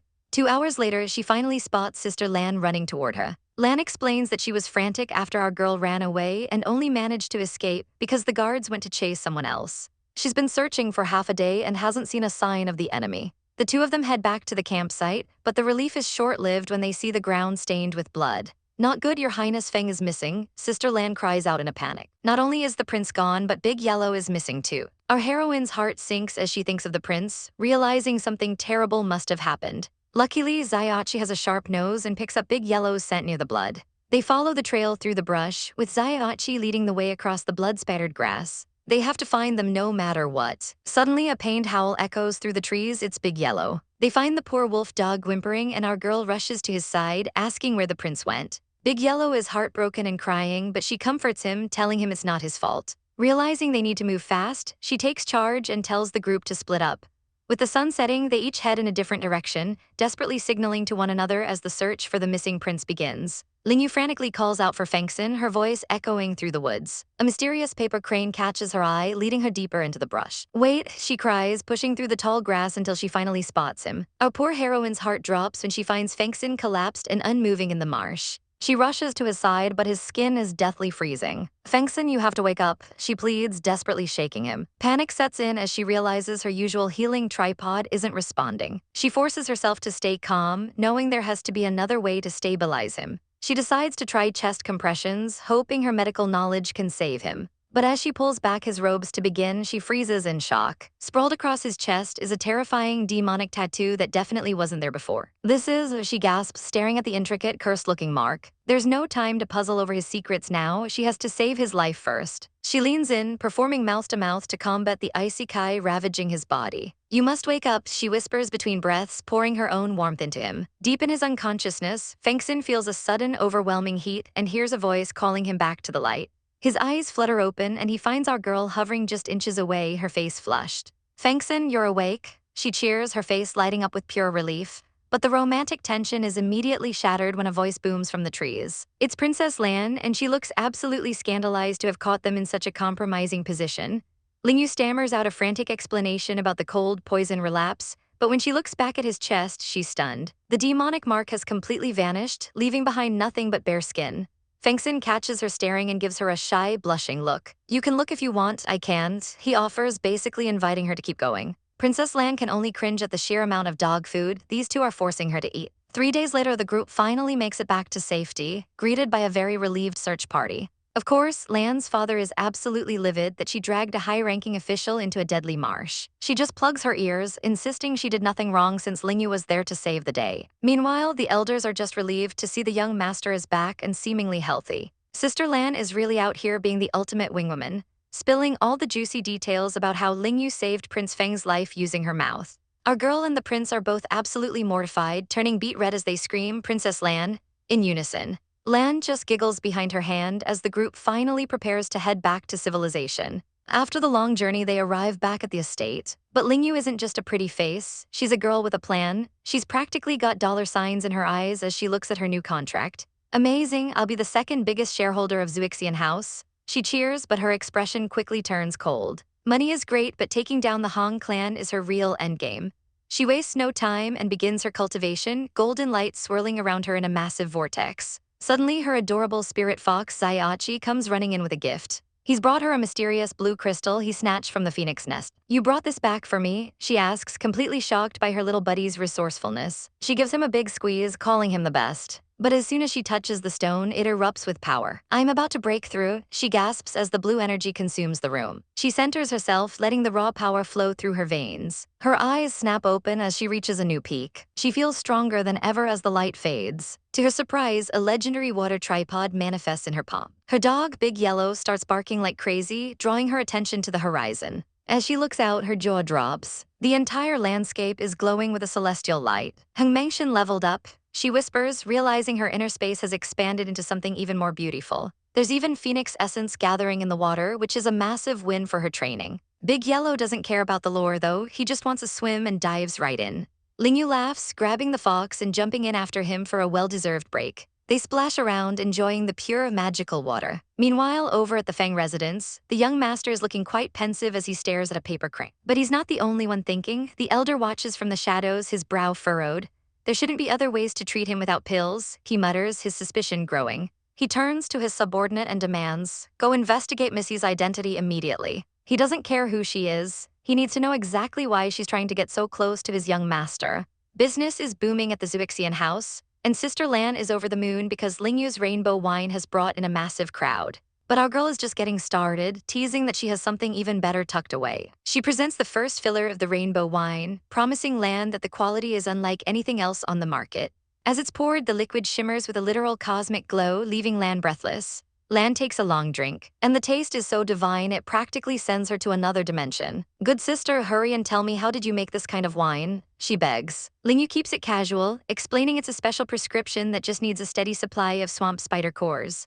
Lan is ready to go to war for those ingredients, fueled by the dream of their shop finally surpassing every other wine store in the capital. Later that night, Lan is still riding that high as she heads home. She brings a jar to her father, who's a total wine snob and grumbles that everything else he's tasted is no better than water. "We can't be so sure about that," Lan chirps, popping the lid. A massive explosion of spiritual energy erupts from the jar, looking more like a galaxy than a drink. Her father is stunned, but Lan warns him that while it's beautiful, Lingyu said not to drink too much. Of course, he doesn't listen and starts chugging the whole thing like his life depends on it. "Father, you can't," Lan screams, but it's too late. The jar slips from his hands and shatters as the old man hits the floor. Lan completely panics, screaming for her guards to get to the mansion and find Lingyu immediately.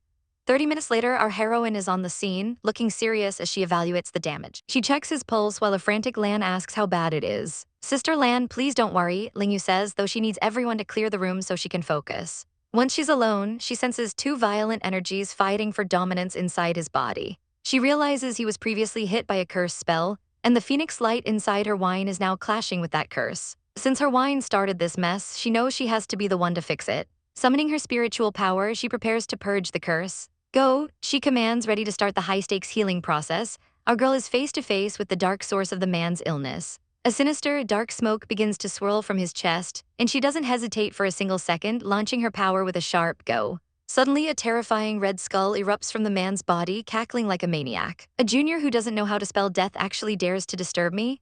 It sneers, clearly unimpressed by our heroine's interference. The spirit realizes she's a third tripod alchemist and tries to cut a deal, offering to spare her life if she hands over her cultivation secrets. Please, like our girl would ever fall for that trash. You want my tripod essence? Then let's see if you're capable enough, she barks back. She sends a spirit snake straight for its ghostly throat, wrapping the skull in searing white light. The skull tries to play tough, hovering over her and threatening to possess her body. She just gives him a cold, confident smirk. Then let's see you try, she challenges. With a massive burst of energy, the skull realizes it messed with the wrong girl. Impossible, it screams as it's shredded by her true tripod essence, which it never expected a junior to possess. The evil spirit is completely disintegrated, and the man on the bed begins to glow with a divine, golden light.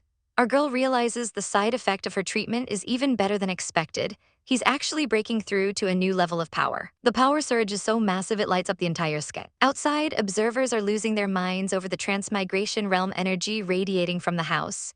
Even the local elders are stunned, noting that their hero, Taishu, is about to become even more powerful than ever before. Meanwhile, in another part of the kingdom, the head of the Hong family, Hong Qingyun, senses the shift in power. His sons, the dim-witted eldest Hong Shizi and the cunning concubine's son Hong Feng, are quick to report in. They suspect Lan Yingwu is the one behind the turbulence in Glass City. The old man orders a congratulatory gift to be sent immediately, but the eldest son is too slow to realize it's actually a scouting mission. Hong Feng, the little snake he is, has to explain the real plan to his big brother. The father sighs as he watches them leave. He knows Hong Feng's intelligence far surpasses the eldest, but he's still playing his cards close to his chest about who will inherit the family legacy. Back at the villa, things go from a successful breakthrough to a total disaster in a heartbeat.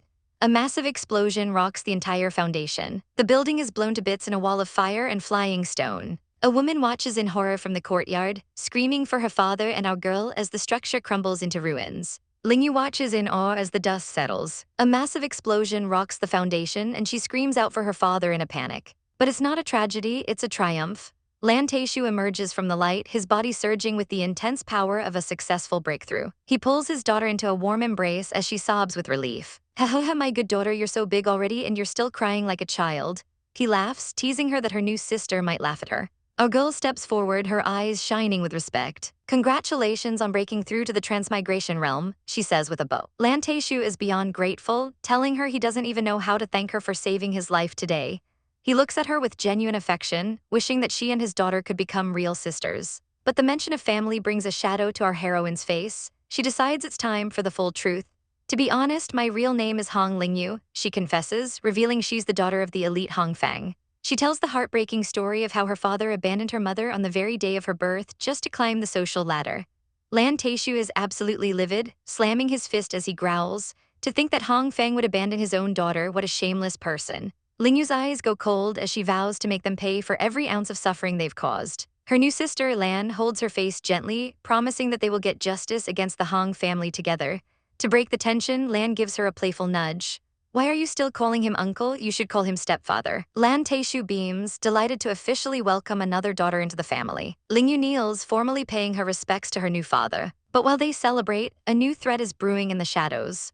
Across the city, a bitter rival slams his desk in a fit of rage after hearing the news. He realizes that Lingyu is the secret key to the governor's sudden power spike. He starts dreaming of reaching the transmigration realm himself so he can join the big four clans and gain ultimate fortune. "We must capture you, Lingyu, no matter what," he commands his subordinates. 3 days later, we find the sickly but stunningly handsome Feng Xin resting in his room. The moment he hears Lingyu is at the door, he sits up straight, frantically asking his teacher, "Does my complexion look good right now?" His teacher chuckles, saying his complexion is always good when she's around, and even suggests he take her as a side wife now that her status has risen. Feng Xin looks down sadly, whispering, "Someone like me isn't qualified to talk about love. The person who is not worthy of her is me." Ling Yu enters, looking like a total breath of fresh air as she carries a mysterious green box. She's heard he's planning to leave Glass City and wants to see him off. Feng Xin confirms he's leaving, though he clearly hates to go. Ling Yu gives him a bright smile, wishing him luck in finding a more powerful alchemist who can finally cure his condition. She hands him the jade box as a farewell gift. When he opens it, he finds it filled with dozens of delicate paper cranes. She admits she didn't realize he was the owner of the golden crane before, but she's made these 99 cranes specifically for him. "I made these with my divine energy," she explains softly.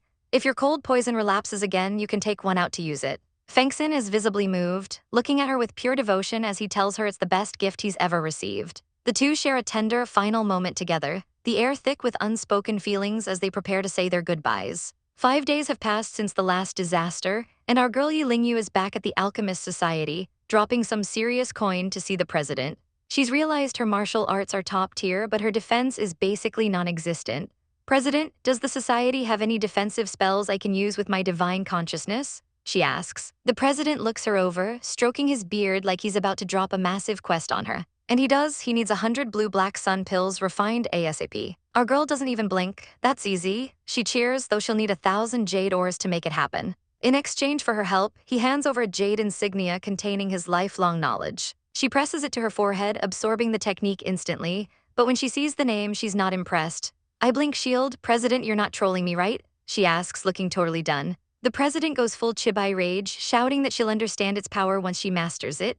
She focuses, gathering her consciousness into a glowing orb. It works. She thanks the old man and heads out to start her pill-refining marathon. She knows this shield is going to be a literal lifesaver one day. 3 days later, things have gone from 0 to 100 in the governor's office. "What's wrong? Did something happen?" our girl asks, sensing the heavy vibe. Her stepfather drops a bombshell. A massive shipment of military iron disappeared on its way to Glass City. "The military irons disappeared," she gasps, her mind already racing. They've only got 7 days to meet the quota, and even with the family and the alchemists working together, 10,000 pieces of black iron is an impossible task. But Ling Yu isn't one to sit around and cry. She grabs Sister Lan and tells her they're going shopping for iron. Sister Lan is losing it. "What, buy black iron?" she exclaims. Ling Yu just smirks. They aren't buying it to fill the order, they're using it as bait to draw the thieves out of their den. Sister Lan is impressed, calling our girl a total genius. The next day, they set the stage at Jukalu. A merchant starts shouting that he's buying superior grade black iron for 10 gold apiece,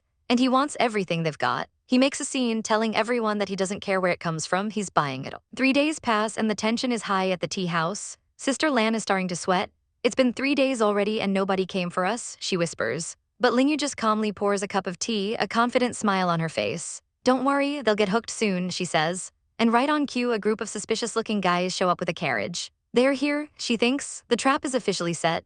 Shahjan thinks he's about to hit the jackpot, showing off a sample of high-purity black iron to a shady buyer. The buyer is clearly impressed, offering to pay double if he can get his hands on more of this top-tier quality. Our greasy villain in the making promises to deliver the goods tonight, insisting that the transaction stays strictly off the books. "No problem," the buyer grins, already smelling the profit. Shahjan is practically drooling at the thought, convinced this payday will finally clear his massive gambling debts and make him a fortune. Under the cover of darkness, the transport carriage arrives at the secret meeting spot. But they aren't alone. Our girl's spirit beast Jia is already on the move, scouting the cargo. Princess Lan is absolutely fuming from the sidelines, realizing the mountain sea sect were the thieves all along. But our girl stays cool as a cucumber, reminding the princess that a greedy man like Shahjan is about to walk right into a trap. As the carriage rolls into the deep woods, Shahjan's men start unloading the stolen treasure. He's admiring the ore, wondering just how much gold he's about to rake in. Suddenly, a blur streaks past him. "What's that?" he shouts, nearly jumping out of his skin. It's Jia, and the little fox has a mouth full of evidence. Shahjan recognizes the beast immediately and orders his men to capture it.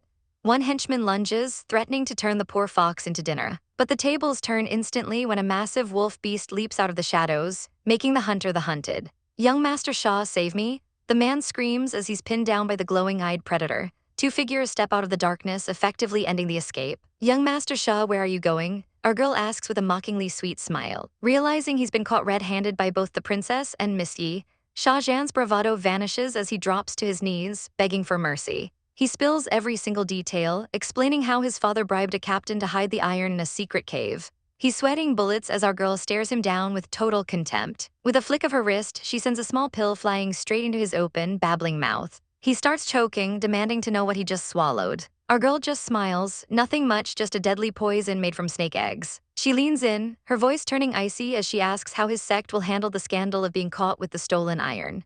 You better do exactly as I say, she warns, or even God won't be able to save you.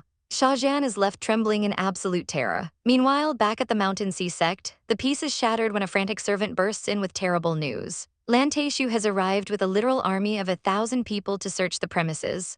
The sect master Sha Quang is caught completely off guard. He rushes out to face the music, but the authorities are already at his door. Lan Teishu doesn't waste any time, pointing a finger directly at the sect master's chest. Someone reported you're hiding the family's 10,000 pieces of iron, he bellows. Is this true? Sectmaster Shah is absolutely fuming, pointing a finger and screaming that these are all false accusations. He's so confident in his innocence that he even threatens to report the whole thing to the king if they don't find what they're looking for. Lord Teishu isn't backing down though, telling him they'll see the truth once the search is finished. Shah just crosses his arms with a smug look, even when a guard reports that the treasury has 9 locks they can't break through. Teishu tries to be polite, asking Shah not to make things difficult, but Shah just scoffs. HMPH, bring the keys to the treasury over. He barks, clearly thinking he's already won this round. The massive doors creak open, and Shah invites the Lord to take a good look at his hard-earned treasures. But as the dust settles, Shah's smug face completely melts into pure horror. Instead of gold and pills, the treasury is filled to the brim with glowing rocks. This is impossible. Where did all my pills and treasures go? He screams, sweat pouring down his face. That's when our girl steps into the light with a savage smirk, asking why the black iron ores he hid under the water are now sitting in his treasury. Before he can process that, someone is tossed onto the floor like a sack of potatoes. It's Shah's son, Janner, and he's tied up tighter than a holiday roast. Save me, it was the Yi family's bitch who plotted this, he wails, pointing the finger at our heroine. Shah immediately tries to flip the script, accusing our girl of kidnapping his son to steal the keys. Janner keeps barking, calling her names and claiming she moved all that ore herself. Our girl doesn't even break a sweat, looking down at him with pure disdain. She plants her foot right on his back, leaning in close to whisper, "Then do you know how I moved it, and who moved them?" The brat stammers that she must have used witchcraft, but Lord Teishu has officially lost his patience. Enough, do you really think a weak girl like Yilingyu can move over 10,000 ores? He shouts, looking at them like they're the biggest idiots on the planet. Janner tries one last desperate plea, claiming she used magic to kill Master Lion, but suddenly he doubles over in agony. "Ah, my stomach," he screams, thrashing on the ground. Shah panics, reaching out for his precious son, but it's too late. The brat realizes he's been poisoned, and Shah turns to our girl, demanding the antidote immediately. Our heroine just gives him a blank, oops expression and says, "My apologies, there's no cure." Talk about cold-blooded. Teishu has seen enough and orders his men to capture everyone in the Mountain Sea sect. But Shah isn't going down without a fight, cradling his son and screaming, "You guys deserve to die." He unleashes a massive wave of purple energy, blowing the guards back. The power is suffocating as he goes into a full-blown berserker rage. Our girl watches the chaos unfold, her hair whipping in the wind from the sheer force. Teishu steps up, warning Shah not to dare challenge him as he summons a blinding golden light. The two powers collide in a spectacular explosion of fire and energy. The entire room is engulfed in a white-hot flash. When the smoke finally clears, Teishu is still standing, looking down at battered Shah. "Shah Quang, surrender now," he commands, but Shah just gives a creepy, unhinged smile. He pulls out 2 glowing orbs, his eyes filled with madness. "Then let's die together," he roars. Teishu's face pales as he realizes what's happening. "Lightning bombs," he gasps, but it might be too late to run. Sectmaster Shah is absolutely gloating, waving his lightning bombs around and mocking the general for being a total coward despite his high cultivation level. Our girl watches as her stepfather explains the grim reality. These Black Realm weapons are packed with niter and iron sand, capable of blowing even a master to bits and taking out every innocent civilian nearby. Shah isn't just looking for a payday of 100,000 gold and a getaway carriage, he's got his creepy eyes set on a bigger prize. "Give me that little girl as well," he barks, clearly underestimating who he's dealing with. Her stepfather is understandably panicking, but Lingyu isn't about to be a damsel in distress. She steps forward with a calm, "Don't worry about me," walking right up to the villain while her stepfather looks on in pure shock. Shah laughs like he's already won, giving them 1 hour to comply before he turns the whole city into a crater. When she has him alone, Lingyu decides to play a little mind game. "Sectmaster Shah, do you even know who I am?" she asks with a chillingly sweet smile. Shah just scoffs, calling her a mere 14-year-old brat who doesn't know her place. But our girl just wags her finger, telling him he's dead wrong because she's actually from a powerful evil sect. She claims her mysterious organization is the secret reason her family rose to power and why the general suddenly reached the transmigration realm. The bait is set, and Shah is hooked like a hungry fish. She doubles down on the lie, claiming her master wouldn't have helped the general if he hadn't joined their sect first.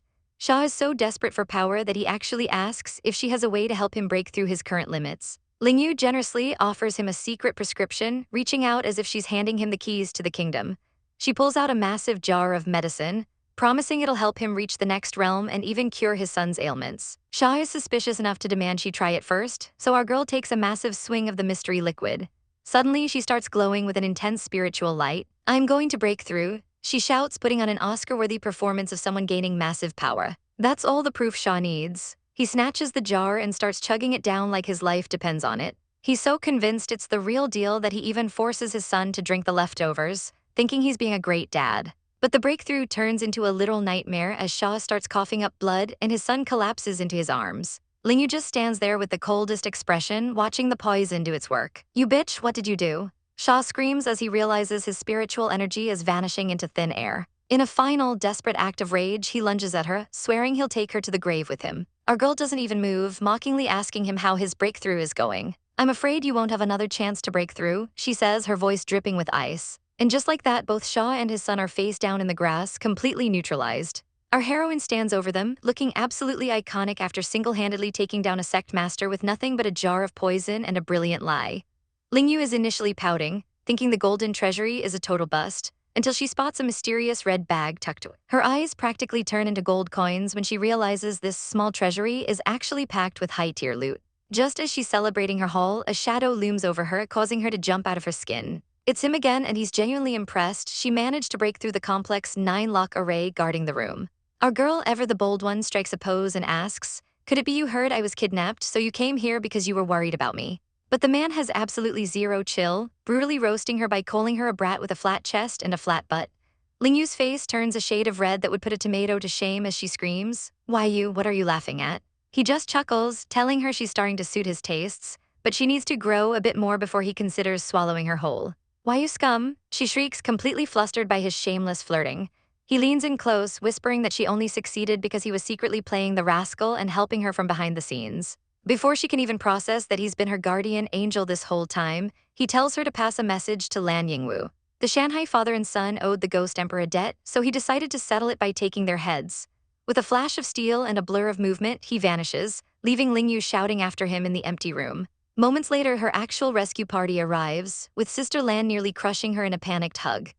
Sister Lan, I'm going to suffocate like this." Ling Yu wheezes while her stepfather stares at the surrounding carnage in total shock. He can't believe the entire sect was wiped out so cleanly. Ling Yu explains the situation, and a soldier soon confirms the terrifying truth. Every single member of the Shanghai sect has been massacred. The culprit didn't even try to hide it, leaving behind a cheeky note that reads, "A little gift, no need for thanks." Ling Yu asks who this ghost emperor really is, and her stepfather's expression turns gray. He explains that Wu Chang is a heaven-defying figure who controls an army larger than any country on the mainland. Sister Lan adds that since he always wears a mask, people whisper that he's actually a hideous, ugly monster. When her stepfather asks if she really saw the legend himself, Ling Yu admits she didn't even have time to react before he made the sect master disappear. Seeing an opportunity to wrap this up, the stepfather orders his men to spread the word that the Shanghai leaders were killed over a personal debt to the emperor. Meanwhile, the ugly monster in question is standing on a scenic cliffside, looking quite handsome as he wonders if his little Yu liked her present. Half a year has passed, and we're back on Merchant Road where the atmosphere is thick with anticipation. A carriage driver pulls back the reins, shouting a loud halt, right in front of the Lan residence. The local gossips are already losing their minds, wondering why General Lan is back after being demoted to Glass City. "You don't know anything," one bystander whispers, explaining that the general did such a legendary job governing and wiping out the Mountain Sea sect that the higher-ups had no choice but to transfer him back. Princess Lan steps out first, looking regal as ever, but the crowd is truly stunned to see our girl Ling Yu by her side. Looking fierce and more determined than ever, Ling Yu stares out at the familiar streets. "Xia City, I'm back," she thinks, and you just know she's ready to turn this place upside down. But of course, the enemies are already moving in the shadows. A high-ranking official receives a message while playing a game of Go and immediately loses his cool. Lan Yingwu is back, he growls, crushing the note in his fist. "Send someone to spy on them and report back immediately if anything happens." The next morning, Lan Kayer knocks on Ling Yu's door to wake our sleepy heroine. It turns out that while they were gone, most of their servants deserted the manor, so they need to head to the slave market to find some loyal new recruits. As they walk through the bustling market, Kayer notes that they need someone agile and young. Suddenly, Lingyu stops in her tracks and tugs on Kair's sleeve. They spot a man kneeling in the middle of the street with a sign that reads, 10 copper per punch. Some arrogant thugs from the Waiwu family are currently using him as a human punching bag, mocking him for even daring to ask for payment. Those people are arrogant and proud. They are not good people, Kair whispers, her blood boiling at the sight. The thugs get even more triggered when the man doesn't crumble, screaming, how dare you fight back, beat him? Even though he's just standing there taking it. As the mob rushes him, Kair asks if they should step in and help, but Lingyu just watches with a knowing smirk. Sister Lan, he is not that weak, she says coolly. Sure enough, the man explodes into action, sending the thugs flying through the air with ease. The losers scramble away, shouting the classic "you'll regret this" threats as they flee. As the dust settles, the man stands tall, looking like a total powerhouse despite the cuts on his face. Lingyu doesn't hesitate, she tosses a heavy silver ingot through the air. He catches it with lightning reflexes, looking confused. Here's 10 silver, Lingyu announces with a confident grin. You will be my guard from today onward. She reaches out a hand to her new protector, and just like that, the Lan family's power dynamic just got a serious upgrade. Our girl's new hire is currently setting a world record for rice consumption, and her friend is seriously questioning her life choices. Are you sure you want a personal guard who can eat this much? She asks, but our heroine just smiles. I like his eyes a lot, she says, clearly seeing something the rest of us aren't. Yanch slams his bowl down, looking a bit bashful after his massive feast. He's not just eating for himself, though. He asks for takeout, and our girl is curious to see where this is going. Where to? She asks, and Yanch leads her away from the glitz and glamour of the main streets. He leads her deep into the back alleys, and she realizes he's not just some random glut. They arrive at a makeshift camp in a dingy alley where a group of ragged kids are waiting. Brother Yan is back, they shout, their eyes lighting up at the sight of the food cart. Yanch is a total softie, handing out buns to every hungry child and making sure everyone gets a share. He explains that these kids are refugees who lost everything, and he's been getting punched on the streets just to keep them fed. Moved by his big heart, our girl watches as Yanch drops to his knees in a display of ultimate loyalty. As long as I still have a breath left, I absolutely won't let you get hurt. He vows, promising to be her shield. Our girl accepts his pledge, but she's not just playing charity worker today, she has a vision. She turns to the orphans and asks the hard questions. Which one of you has survived a beating or the cold before? She offers them a choice, follow her and never go hungry again, but there's a catch. I won't feed useless people, she warns, her eyes turning cold and sharp. Those who follow me must listen to my orders. The kids don't hesitate for a second, shouting their loyalty in unison. Just like that, our girl has founded the Ghost Sect and is already planning to turn the most talented ones into her 13 ghost killers. Talk about a girl boss move. 2 days later, Yanch is looking sharp in his new uniform, standing tall by her side as her official guard. Sister Lan drops by with some amazing news. Their 5 rainbow wine is a massive hit, and they're finally outturning the competition. But it's not all sunshine and profits. Sister Lan pulls our girl aside to deliver a blow. Yanch is already past the age to start cultivating spiritual energy. He looks absolutely crushed, standing there like a kicked puppy as he overhears that there's no method for him to grow stronger. But our girl isn't giving up on her favorite guard that easily.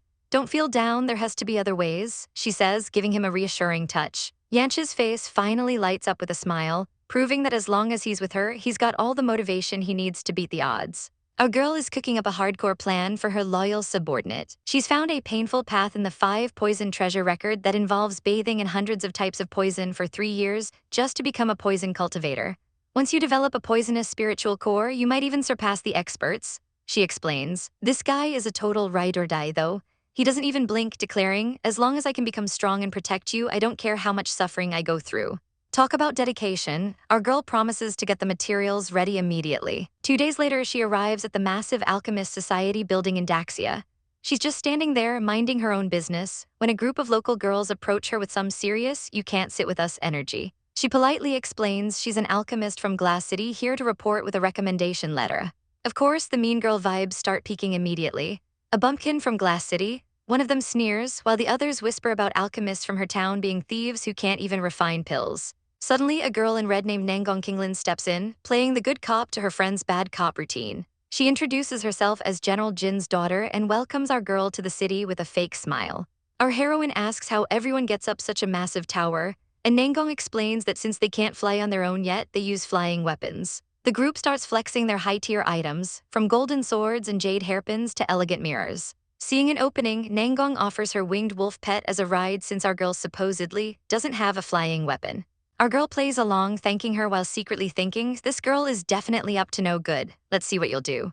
As they soar high into the clouds, the trap is finally sprung.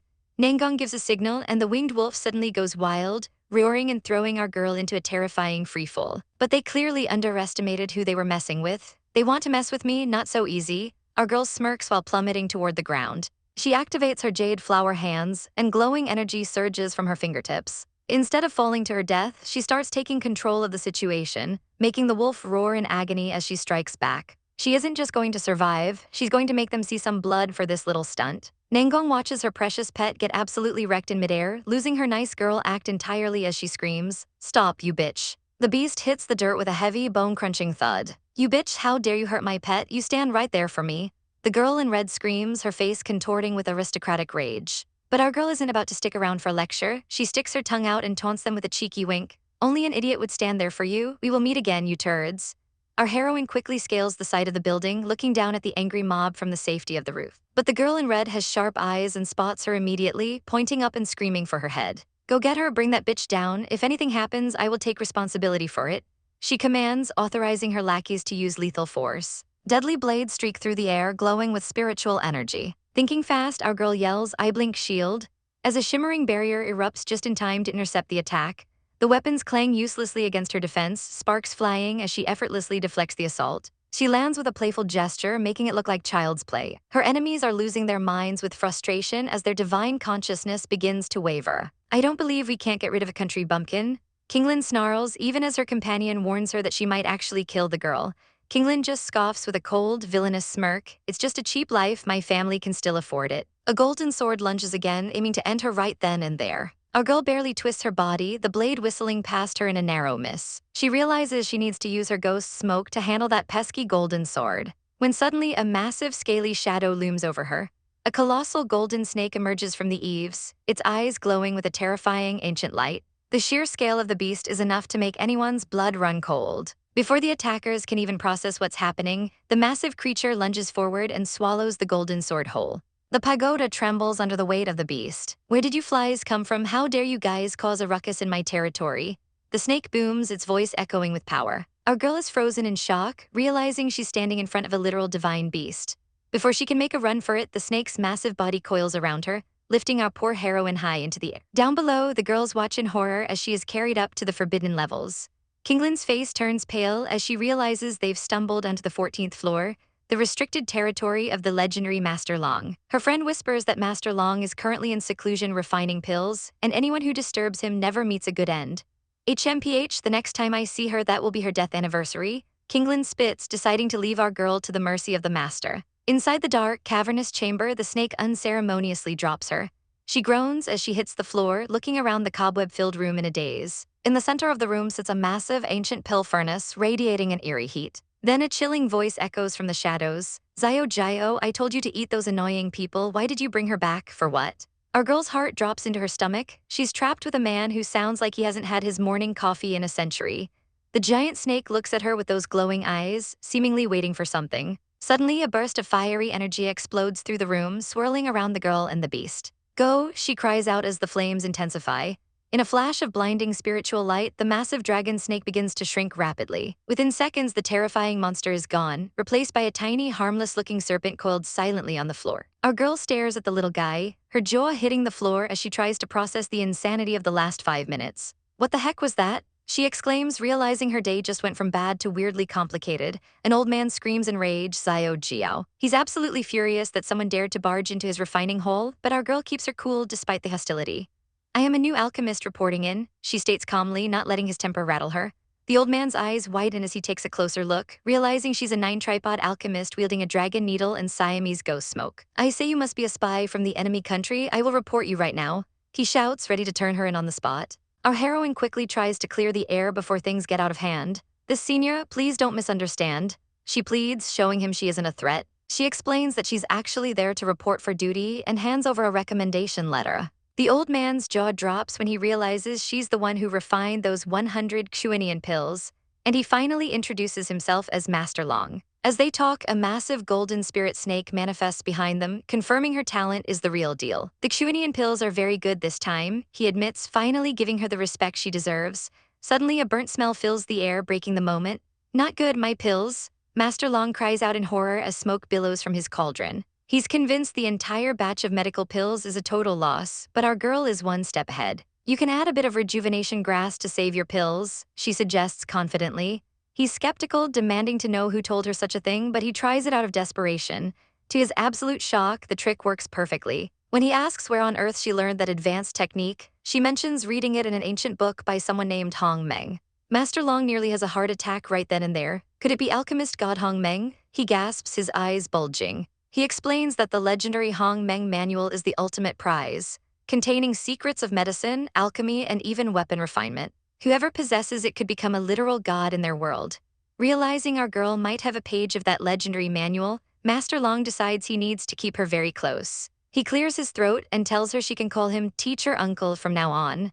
While he claims he wants to protect her from other greedy alchemists, he's secretly plotting to eventually cheat that remnant page away from her. He offers to take her as his apprentice, promising that as long as he's her teacher, nobody will ever dare to bully her again. He even tosses her a bag of high-level pills like they're just cheap candy. But our girl has a very specific taste for trouble. I prefer poison pills more, she says with a mischievous glint in her eye. Master Long is completely shook. Why would a talented girl want deadly poisons instead of healing medicine? Sensing an opportunity, she puts on her best poor me face and sighs. You just don't know how badly I got bullied before. She name drops the villainous Nangong Kinglin, claiming she almost died because of the girl's constant harassment. That's all it takes to set Master Long's temper ablaze. Teacher will get revenge for you. He roars, his protective instincts flaring up along with his greed.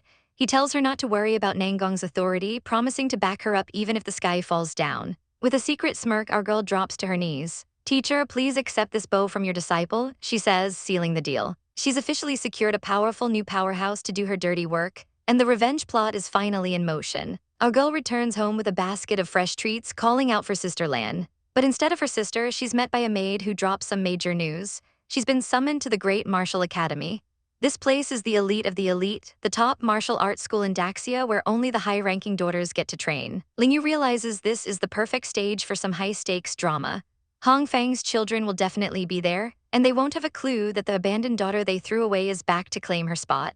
But before she can deal with those snakes, she sneaks off to her secret dimension where Big Yellow is barking like crazy. He leads her to a hut where Xiao, who is absolutely inconsolable, pointing at a cracked egg with tears in his eyes. Don't cry, Xiaochi, I'm sure you didn't break it. She comforts him, but as she leans in, the crack widens. It's not broken, the baby phoenix is about to hatch. She realizes, her eyes sparkling with excitement. They both watch with bated breath as the shell falls away. The excitement quickly turns into a what on earth moment when a round, black bird that looks suspiciously like a common crow pops out. Poor Xiao, who is having a total identity crisis. My wife is gone, wah, he screams, devastated that his beautiful phoenix bride looks like a soot sprite.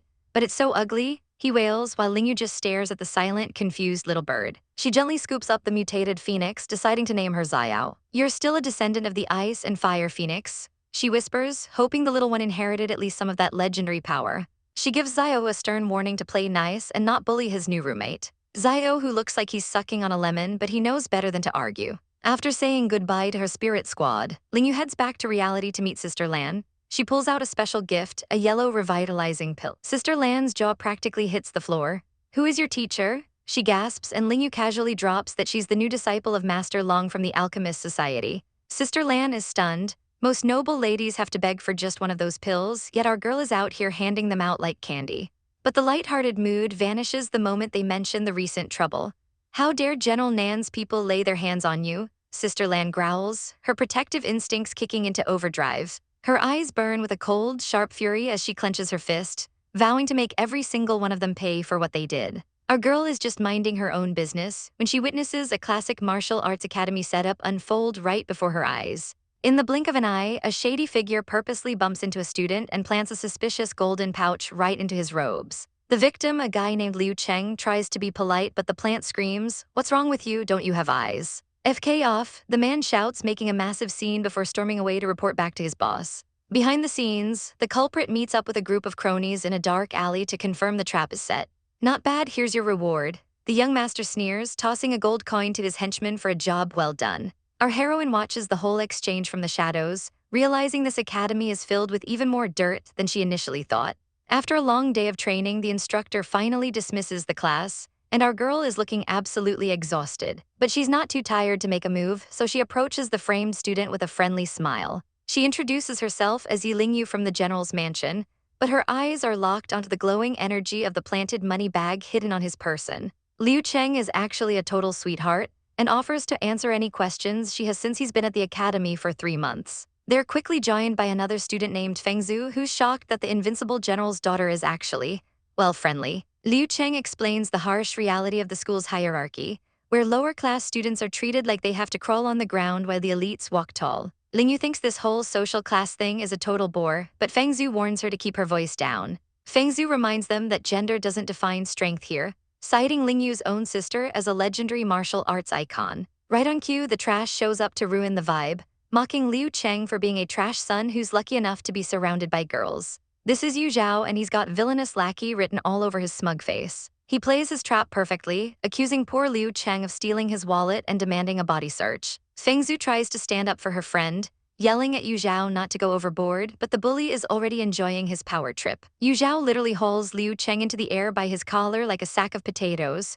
but our girl has seen enough of this nonsense. Wait, for what reason can you search his body? She demands, stepping forward with a look that says she's about to end this man's whole career. She stands her ground against the bully, ready to expose this pathetic little setup and show everyone why you don't mess with a general's daughter. A concerned student tries to warn the arrogant Yu Zhao that the girl he's harassing is actually Yi Lingyu, the Lan family's second daughter. But this guy has zero survival instincts, laughing off the Lan family and calling our girl a wild dog from a family of brutes. He even brings up her sister's expulsion, mocking her for being a loser on her very first day. But before he can finish his sentence, a sudden burst of energy sends him flying back with a pathetic ugh. "You bastard, how dare you hit me?" he screams, clutching his face in shock. Our girl isn't intimidated at all, reminding this clown that his father is just a mere minister while her father is a rank 3 general honored by the king himself. "Do you really think a minister's son can talk down to a great general?" she demands, leaving the surrounding students absolutely shook by her dominance. Backpedaling faster than a cyclist on a hill, Yu Zhao tries to pivot back to his original bullying, insisting that Liu Cheng stole his money and he won't let it go. Ling Yu demands proof, but the bully just wants to force a body search to humiliate them. That's when a new player enters the chat. The crowd whispers in fear as Hong Yulang approaches. Ling Yu recognizes him immediately as the son of the villainous Hong Feng and her so-called little brother. Yu Zhao immediately starts wagging his tail like a lost puppy, begging brother Hong to be the judge of the situation. Our girl can only roll her eyes at what a total suck-up he is. When Yu Zhao tries to bark at her again, Ling Yu stands her ground. She schools him on the actual law, pointing out that only official judges or enforcement guards have the right to search someone in Daxia. But this trashy minister's son thinks he's above the law just because he's at a higher cultivation stage. Poor Liu Cheng is forced into a search while crying out that he's being slandered. When the wallet isn't found on him, Yu Zhao looks like he's seen a ghost. But Hong Yulang, being the absolute snake he is, suggests that Ling Yu is an accomplice and that she's the one hiding the loot. The crowd is horrified. How can they suggest a male student search a girl? Turning to the high-status King Shizi, the group begs for a fair intervention. Ling Yu just gives a smug little smile, asking King Shizi if he's ready to be a real judge and follow the rules properly. Her calm confidence in the face of danger catches him completely off guard. Pointing right at her accusers, she issues a final badass challenge. "If you want to search me, we'll have to see if you're even capable enough." The crowd is stunned as our girl Yi Lingyu steps onto the scene. While the goons are still groaning on the floor from their previous encounter, she drops a massive bombshell. "You guys listen carefully, I will challenge Yu Zhao," she declares, looking absolutely badass and done with the drama. She's not just fighting for fun though, she's setting the stakes high. "If I lose, I will let you guys search my body, but if I win, Yu Zhao must kneel down and apologize to Liu Cheng." Yu Zhao, being the typical arrogant jerk, just sneers at her. "Don't blame me if you happen to lose an arm or leg," he warns, clearly underestimating who he's dealing with. As the injured lackeys are dragged away, the courtyard is cleared for the main event. Up in the spectator area, the important guys are already gossiping. Young Master Hong is convinced our girl is nothing more than a rock on the ground compared to the supposedly talented Yu Zhao. King Shizi sees a golden opportunity to humiliate him and bets his dark-ranked armor against Hong's new scarlet horse. Hong laughs it off, confidently promising that Yu Zhao will finish her in less than 10 moves. Little does he know our heroine has ears like a hawk. "10 moves, huh?" she whispers, a dangerous glint in her eyes. The tension is thick enough to cut with a sword as the two square off. Ling Yu doesn't waste a single second, screaming lightning fist. As she charges forward with blinding speed, Yu Zhao thinks it's a joke. "Heh, it's merely some lowly martial arts," he mocks, countering with his flashy dragon palm. Hong is already mentally celebrating his win, but our girl has a secret ace up her sleeve. "I blink shield." Yu Zhao's face goes from smug to absolutely terrified in a split second when his ultimate attack hits a literal invisible wall. With a massive boom, Ling Yu seizes the opening and lands a devastating blow right to his chest. Yu Zhao is sent flying through the air, hacking up blood as a very familiar-looking pouch falls from his robes. "Isn't that Yu Zhao's wallet?" someone in the crowd shouts. Talk about a plot twist. Our girl wastes no time calling him out for being the real thief and trying to frame her. She stands tall, demanding that King Shizi give a fair judgment for the wrongly accused Liu Cheng. Yu Zhao is a pathetic mess, stuttering and claiming that she must have used witchcraft to block his skill. But young Master Hong isn't a total idiot. He realizes she's actually a high-level alchemist using a rare divine consciousness defense skill. Disgusted by Yu Zhao's cowardice and lies, Hong snaps, "Aren't you ashamed of yourself? Get lost." King Shizi steps in to remind everyone that in this academy, the strong make the rules. Ling Yu gives Liu Cheng the green light to give Yu Zhao a taste of his own medicine. Yu Zhao tries to act tough one last time, barking "You dare." But Liu Cheng isn't scared anymore. He pins the bully to the dirt and starts serving up a fresh, painful plate of karma. As the dust settles, young Master Hong watches the scene with a look that says he's definitely going to be a problem for our girl later. Ling Yu's friends are absolutely floored by her hidden talents. "Ling Yu, you're actually an alchemist, you've broadened my horizons," one exclaims, while Liu Cheng finally feels the weight lift off his shoulders, shouting that it feels great to finally vent his anger. But while they're celebrating, someone has been watching our girl from the shadows with a very keen interest. The mysterious King Shizi receives word that the horse he wanted will be delivered to his pavilion tomorrow, and he gives a cool, collected thanks in return. He turns his attention back to Ling Yu, a smug smirk playing on his lips. "Miss Lan, you've got some skills," he admits, noting that she definitely made a profitable trade today. He decides he wants to be the big winner and show some appreciation to the group. "After all, we're the ones who are fighting till we're tired," he jokes, before offering a gift to the girls as a thank you for their hard work. Our girl doesn't miss a beat and turns to her friends, asking what they want, while the boys stand there wondering if this is actually just daylight robbery in broad daylight.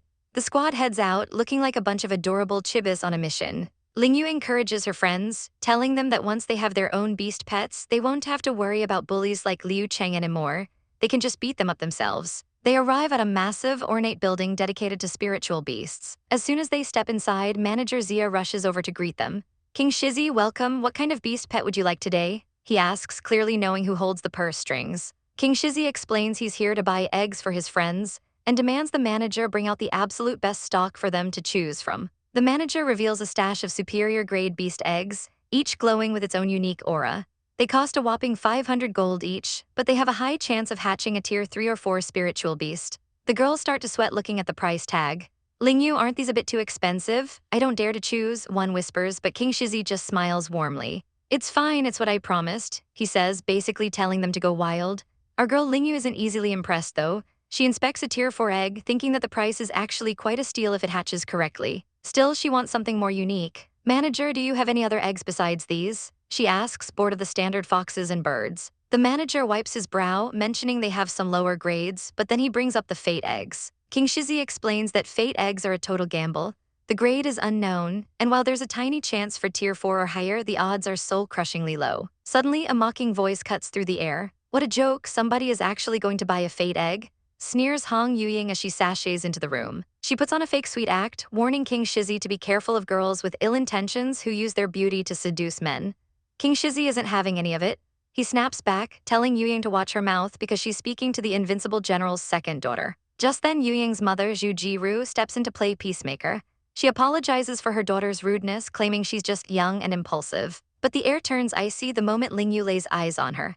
This woman is Zhu Jiru, the wife of Hong Fang and a major player in the drama surrounding Ling Yu's family. Our girl clenches her fist, the tension thick enough to cut with a knife. King Shizi tries to keep things civil, formally introducing Ling Yu and her friends to the high society mother and daughter. The group offers a stiff greeting, but Zhu Jiru's face suddenly pales as she stares at our heroine. Internally, she's screaming, "These pair of eyes, they resemble Yu Huang Yu, that bitch," she thinks, realizing exactly who she's standing across from. Ling Yu just gives a tiny, knowing smirk, ready for whatever snake-like move this woman tries next. Madame Hong narrows her eyes, convinced that our girl is still just a lucky simpleton. But while the Hong family snobs are hunting for superior-grade pets, Ling Yu is busy scouting for a very specific fat egg. King Shizi, ever the curious gentleman, decides to follow along to see what our girl has up her sleeve. While our heroine is carefully inspecting every shell, Miss Hong just can't help but be a total mean girl. "Look at that country bumpkin. Does she think she's picking out duck eggs?" she sneers, mocking Ling Yu for touching every single one. Her mother quickly shushes her, not out of kindness, but because she doesn't want to look trashy in front of the noble King Shizi. Little do they know, our girl isn't just guessing. With her tripod essence, she's boosted her hatching odds from a measly 20% to a whopping 80. She channels her secret energy into the shells, sensing the power vibrating. With a confident smile, she hands a glowing egg to Sister Feng, telling her it's a winner. The shop manager warns them that these fate eggs rarely hatch, but Ling Yu doesn't blink, handing another one to Liu Cheng. King Shizi takes the selections to the hatching station, noting it'll take about an hour to see the results. Miss Hong watches from the sidelines, praying for a total disaster. But an hour later, the results are in and the karma is delicious. Madame Hong and her daughter only managed to hatch a Tier 3 beast. Miss Hong is absolutely fuming, throwing a literal tantrum because she wanted a Tier 5 beast like her brother. The real shocker comes when the manager announces that Sister Feng has successfully hatched a Tier 5 spiritual beast. Before the crowd can even process that, he drops another bombshell. Liu Cheng's egg was a Tier 5 too. Sister Feng is over the moon, hugging our girl and thanking her for her casual pics. Meanwhile, the Hong family is stuck with their basic Tier 3 pet, looking like total losers in comparison. Miss Hong completely loses her cool, screaming that the store must be cheating since their superior eggs were worse than fate eggs. But you don't mess with a shop that's been in business for a century. The manager snaps, threatening to ban the entire Hong family for their insults. Madame Hong has to scramble to apologize, but she's already whispering a new, devious plan to her daughter. She realizes Ling Yu actually has the Midas touch and tells her daughter to just snatch whatever the bumpkin picks next. Our girl hears them loud and clear and decides to set the perfect trap. She reaches for a specific egg, and right on cue, Miss Hong lunges forward and snatches it away. I saw this first. Ling Yu protests, but the mean girl just scoffs, accusing our girl of using her beauty to seduce men into buying things for her. Madame Hong drops a staggering 3,000 gold on the spot to secure the stolen prize, while King Shizi just sighs at the blatant robbery. But look at that smirk on our girl's face, she's playing them like a fiddle. You like snatching things? Then I'll let you have fun snatching, she thinks, ready to lead them straight into a 3,000 gold disaster. Hong Yuying is already losing her patience because it's almost time for the beast eggs to hatch. She spots the glowing egg in our girl's hands and immediately demands it, shouting, "Give it to me." The two of them start a literal tug-of-war, with Yuying screaming that the egg belongs to her and Ling Yu telling her to let go. The shopkeeper tries to play peacemaker, but Yuying isn't having it, insisting that if anyone has to choose something else, it should be our heroine. She looks down her nose at Ling Yu, calling her an unknown brat, and threatening that the Hong clan will never let her off if she offends them. But our girl has the perfect comeback, reminding Yuying that she's just the daughter of a sixth-side wife and there's no way she's getting this egg. Seeing the tension, King Shizi steps in with a wild offer. They'll trade 50 fate eggs and a bunch of superior ones just for that one egg. Our heroine plays it perfectly, acting like she's doing them a massive favor for the sake of King Shizi's reputation, while secretly warning them not to regret it later. Yuying struts away with her prize, bragging about how her mother loves her most and how a bastard child could never compare. Our girl just watches them go with a devious smirk, asking, "Hong Yuying, did you think you already won?" "A good show is coming right up," she whispers as the egg starts to vibrate violently. Suddenly, kaboom, the egg explodes into a mess of disgusting green slime, covering Yuying and her mother from head to toe. Yuying is absolutely livid, screaming that our girl did this on purpose and demanding her eggs back. But King Shizi isn't letting that slide, telling Yuying to watch her mouth and questioning if this is the level of her family's education. He tells them that nobody knew the stinky egg would explode, and if they have a problem, they can come chat at his mansion, which effectively shuts them up. Yuying is left stuttering and humiliated in her ruined dress. Her mother finally realizes they've made fools of themselves and tells her daughter that's enough. She offers a fake polite apology before dragging her group out of the shop. Ling Yu knows this is just the beginning of their feud and watches them leave with a dark smile. As they walk away, the madam realizes our girl definitely sabotaged that egg. She's already plotting revenge, planning to humiliate Ling Yu at the upcoming palace party. Back at the shop, King Shizi settles the bill for the hatching fees. The shopkeeper promises the rest of the eggs will be ready within 3 days. An hour later, the first big win arrives. The shopkeeper presents a Tier 5 yin-yang magikarp. This rare find can actually boost someone's cultivation by absorbing energy from heaven and earth. Our girl is absolutely beaming with her new prize. Meanwhile, King Shizi watches her closely, realizing that Ling Yu is definitely not an ordinary person.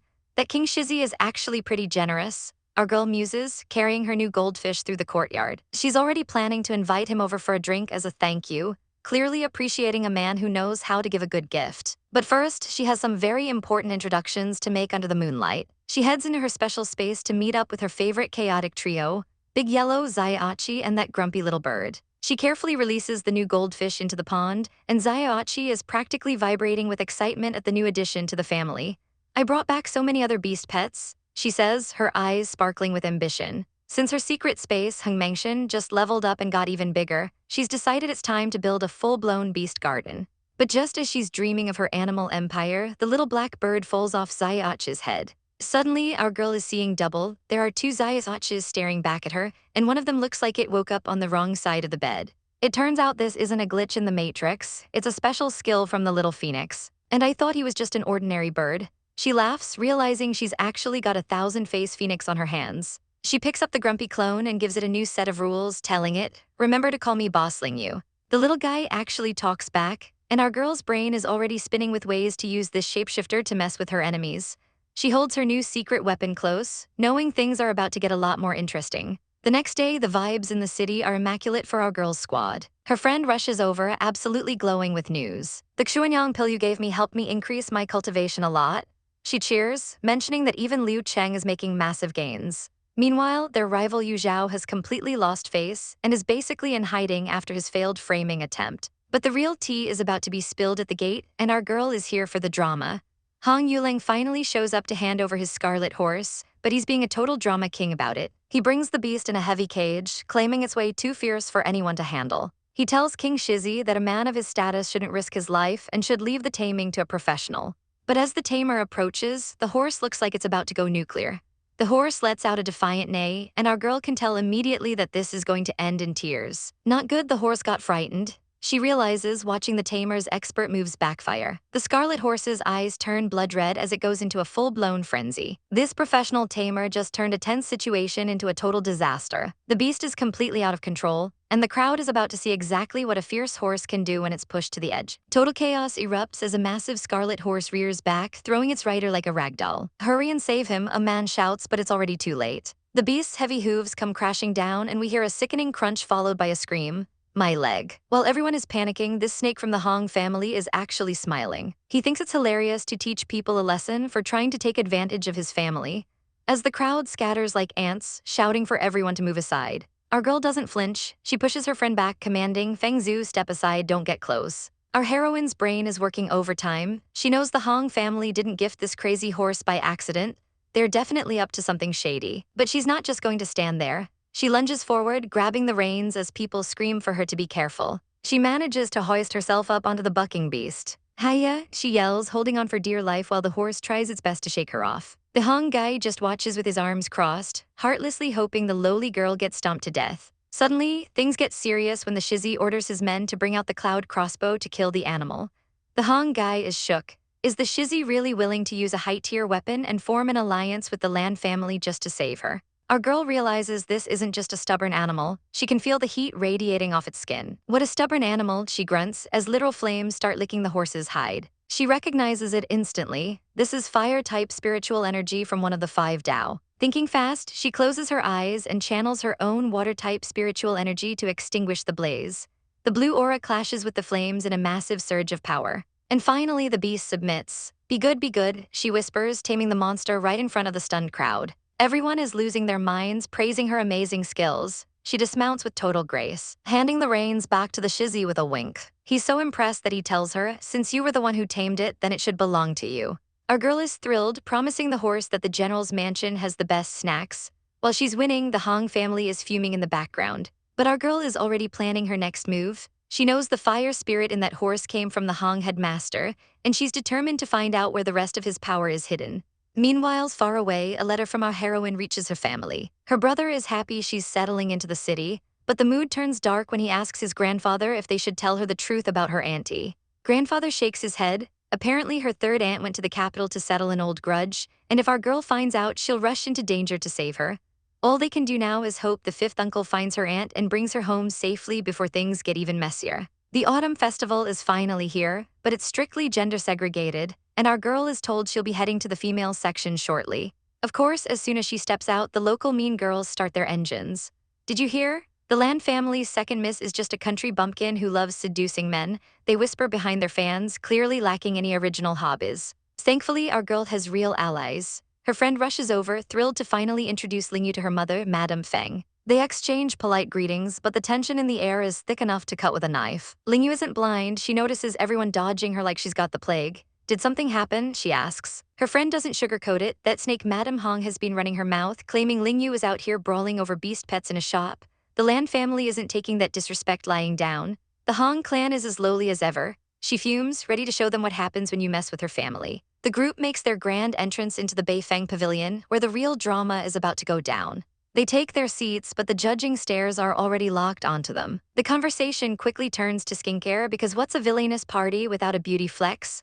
Someone compliments Princess Lan on her glowing complexion, and she reveals her secret. She's been using Master Long's rejuvenation pills, but there's always one hater in the crowd who scoffs. Some people are really good at bising. Enter Miss Nangong, the queen of the petty. She whips out her own superior grade blue rejuvenation pill that she supposedly bought for 500 gold. Maybe yours is just a low-grade fake. She laughs, practically begging for a reality check. Lingyu takes one whiff and knows something is rotten in the state of Denmark. There is something strange about its smell. She notes her internal alarm bells ringing. While Nangong keeps barking that our girl is just bluffing, Lingyu is internally face-bombing. She knows the pill she gave Princess Lan was actually way higher quality than this blue junk. Lingyu hits her with the ultimate try me card. Whether it's fake or not, we'll know once we try it, she says coolly. Nangong, feeling backed into a corner, snaps, "You're saying I'm lying?" In a fit of ego, Nangong crushes the pill to prove her point. "I will try it for you to see," she declares, but the arrogance lasts about 5 seconds before her face starts itching like crazy. Suddenly, her skin breaks out in hideous red spots. "It can't be fake." She screams in pure horror as her superior beauty routine turns into a nightmare. The beauty queen is now a sobbing mess, hiding her face while everyone watches the karma train pull into the station. But the chaos is cut short by a booming announcement. The Grand Queen Dowager and Consort Luo have arrived. The room goes silent as the most powerful women in the palace make their entrance. They sweep in with all the grace and intimidation of a hurricane. The Grand Queen Dowager looks around with a piercing gaze, demanding to know, "What's going on? Why is it so noisy in here?" Consort Luo glides in like she owns the place, trying to smooth things over with the cranky Grand Queen Dowager. "Don't be mad at a little brat," she coos, reminding her that it's finally time for the autumn festival banquet. The Grand Queen is still salty though, demanding to know where the Queen is and why she's late. Consort Luo explains that the Queen's son, the 6th Prince, had a relapse, so she's filling in as the host. Our girl watches closely, learning that this Consort Luo is the Crown Prince's mother and has some very close ties to the Hong family. Meanwhile, the drama from the previous scene is still boiling over as a panicked girl stutters about a rejuvenation pill from Master Long. But the Grand Queen isn't a fool. She's used the real deal her whole life and knows this one is a total scam. An imperial doctor takes one sniff and confirms the worst. The pill is laced with alkali powder meant to poison someone's face. The girl is absolutely losing it, swearing she bought it straight from the Alchemist Society Tower. "So you're saying Master Long refined a fake pill?" the Grand Queen asks, her voice dripping with ice. She kicks the girl out of the banquet and orders her to go home and write a reflection letter 100 times. Talk about a total social execution. With the trash cleared out, Consort Luo suggests they get to the fun part, watching the noble ladies perform. The Grand Queen agrees, promising rewards for whoever performs well. But then the trap is set. Consort Luo mentions the Lan family's new second miss and asks how she compares to her famous sister. Our girl Lingyu steps forward looking like a total goddess. The crowd is buzzing because her outfit is made of clear cloud superior silk, a luxury item even the rich can barely afford. Her rivals are absolutely fuming, calling her a country bumpkin while secretly dying of jealousy over her clothes. The Grand Queen is instantly charmed, telling her she looks as beautiful as the moon in the sky. Consort Luo asks what her talent is, maybe the kin or some sword skills. But our girl knows she can't beat these city girls at their own games. She humbly admits she's just a country girl, but she's heard the Grand Queen was a martial arts legend back in the day. Instead of a song, she offers to use her special techniques to massage the Grand Queen's arthritis. The other ladies are horrified, thinking she's embarrassing herself by acting like a servant. But the Grand Queen is touched by the gesture and calls her filial. As our girl works her magic, the Grand Queen looks more relaxed than she has all day. The rivals can only watch in pure rage as their plan to humiliate her backfires completely. "Damn it, this Lingyu," one of them hisses, practically chewing through her handkerchief in frustration. Our girl is working her magic, giving the Grand Queen Dowager a massage that's clearly out of this world. The Dowager is so impressed she admits that even the imperial doctors can't compare to her skills. She's so pleased that she decides to bestow the title of Princess Yu upon our heroine right then and there. To seal the deal, she even hands over a stunning ring as a token of her favor. Our girl isn't one to miss a beat, immediately kneeling to show her respect. "You may rise," the Dowager says with a smile, while the other ladies in the room try to hide their growing jealousy. Word spreads fast that the Lan family has some serious luck, now boasting 2 princesses in the family. But of course, the haters are already lining up. A jealous rival complains to her mother, insisting that their family is way better than some newcomers. Our girl, however, isn't bothered by the noise. She drops a total truth bomb, saying, "There are those who rely on their parents to receive a title, and then there are those who rely on their own skills." The rival is absolutely fuming, demanding to know if she's being insulted, but our heroine just keeps walking. "I'm sure you yourself know best how much you amount to," she adds, leaving the brat speechless. The girl tries to lunge at her, but our heroine is already making her exit. Suddenly, a stern man appears, scolding the girl for her lack of manners. "Father, Lan Lingyu is humiliating me," the brat cries, trying to play the victim card. From the carriage window, our girl just watches the mess she left behind. The rival's father looks like he wants to explode, but he knows better than to cause a scene at the palace. He apologizes to the other nobles, claiming he's just had a bit too much to drink, before turning his fury on his daughter. "Go reflect on your actions at home for 3 days," he commands. The girl is losing it, screaming, "Father, you're punishing me over a little bastard child." But he's done listening and barks at her to get in the carriage immediately. Meanwhile, our girl is safely tucked away in her own carriage with her mother. Her father peeks in, promising they'll have a long talk once they're home. In the other carriage, the rival's mother tries to calm her husband down, but he explains the cold reality.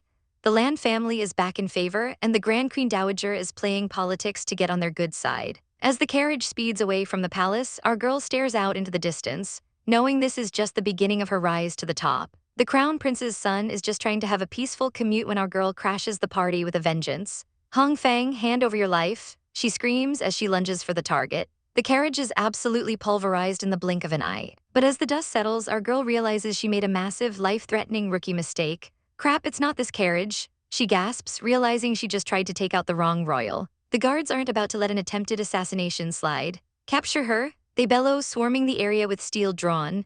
Our girl finds herself backed into a corner, but she's not going down without a fight. She expertly dodges a lethal swing, her eyes burning with pure rage. Even with the world ending around her, she's still focused on her true enemy. "Hong Feng, go die," she roars, unleashing a massive wave of energy. A powerful cultivator steps in to block the blast, the impact sending shockwaves through the courtyard. Our poor heroine is forced to retreat, panting and clutching her side as the adrenaline begins to fade. "You must capture her alive," the guards shout, and she can only hiss out a "shit" as she realizes she's surrounded. Just as the swords close in, a series of small black orbs roll across the pavement. "Hurry, stay away, those are lightning bombs," someone screams as the entire scene disappears into a blinding flash of smoke. In the middle of the chaos, a hand grabs her, it's Lingyu. Her mother is stunned to see her, stammering, "El Lingyu." But our girl doesn't have time for a family reunion. "Mother, you're hurt, talk later," she commands, dragging her into the safety of a nearby carriage. Her mother is terrified, tears welling up as she whispers, "I don't want to drag you guys down with me." Lingyu just gives her that "trust me" look, promising to handle the mess. Back at the wreckage, the crown prince is absolutely fuming. "Insolence, how dare someone try to assassinate me?" he screams, demanding the assassin be cut into 1,000 pieces. General Lan isn't wasting any time and immediately mounts her horse to lead the hunt. "We must inspect every carriage thoroughly," she orders, her voice dripping with authority. The tension is thick enough to cut with a knife as she approaches the very carriage where our girls are hiding. "Will your two misses please make things convenient for us?" she asks. Inside, our heroines hold their breath, praying their racing hearts don't give them away. "Assassin, we found the assassin," the guards scream as they swarm the palace grounds. One of the officials isn't letting anyone through, shouting, "Where are you trying to go?" as he blocks the path. Amidst the chaos, a general urges his people to move fast, telling them to hurry, leave before the situation spirals out of control. Our girl Lingyu is watching the whole thing unfold from the shadows, her face hidden behind a mask to avoid recognition. She manages to slip away into the trees, but she isn't safe yet. Suddenly, weird green vines lunge at her like they have a mind of their own, snapping at her heels. She barely manages to dodge the first wave, but more of them shoot up from the ground to ensnare her. She whips out her dagger and slices through the magical plants, landing gracefully but realizing she's being hunted by more than just guards. What kind of skill is this? She thinks, completely baffled by the supernatural attack. She spots a sign for a hot spring in and makes a run for it, but the guards are right on her heels. Their leader isn't playing around today. "Split up into 3 groups and watch every entrance and exit,"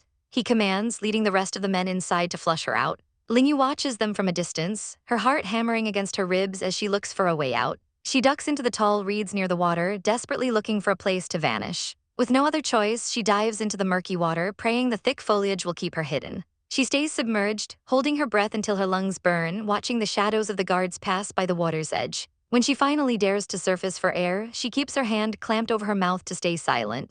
But she isn't alone. "Who's there?" a voice booms and a figure lunges at her with terrifying speed. Our girl's eyes go wide as she realizes she's dealing with a transmigration realm expert.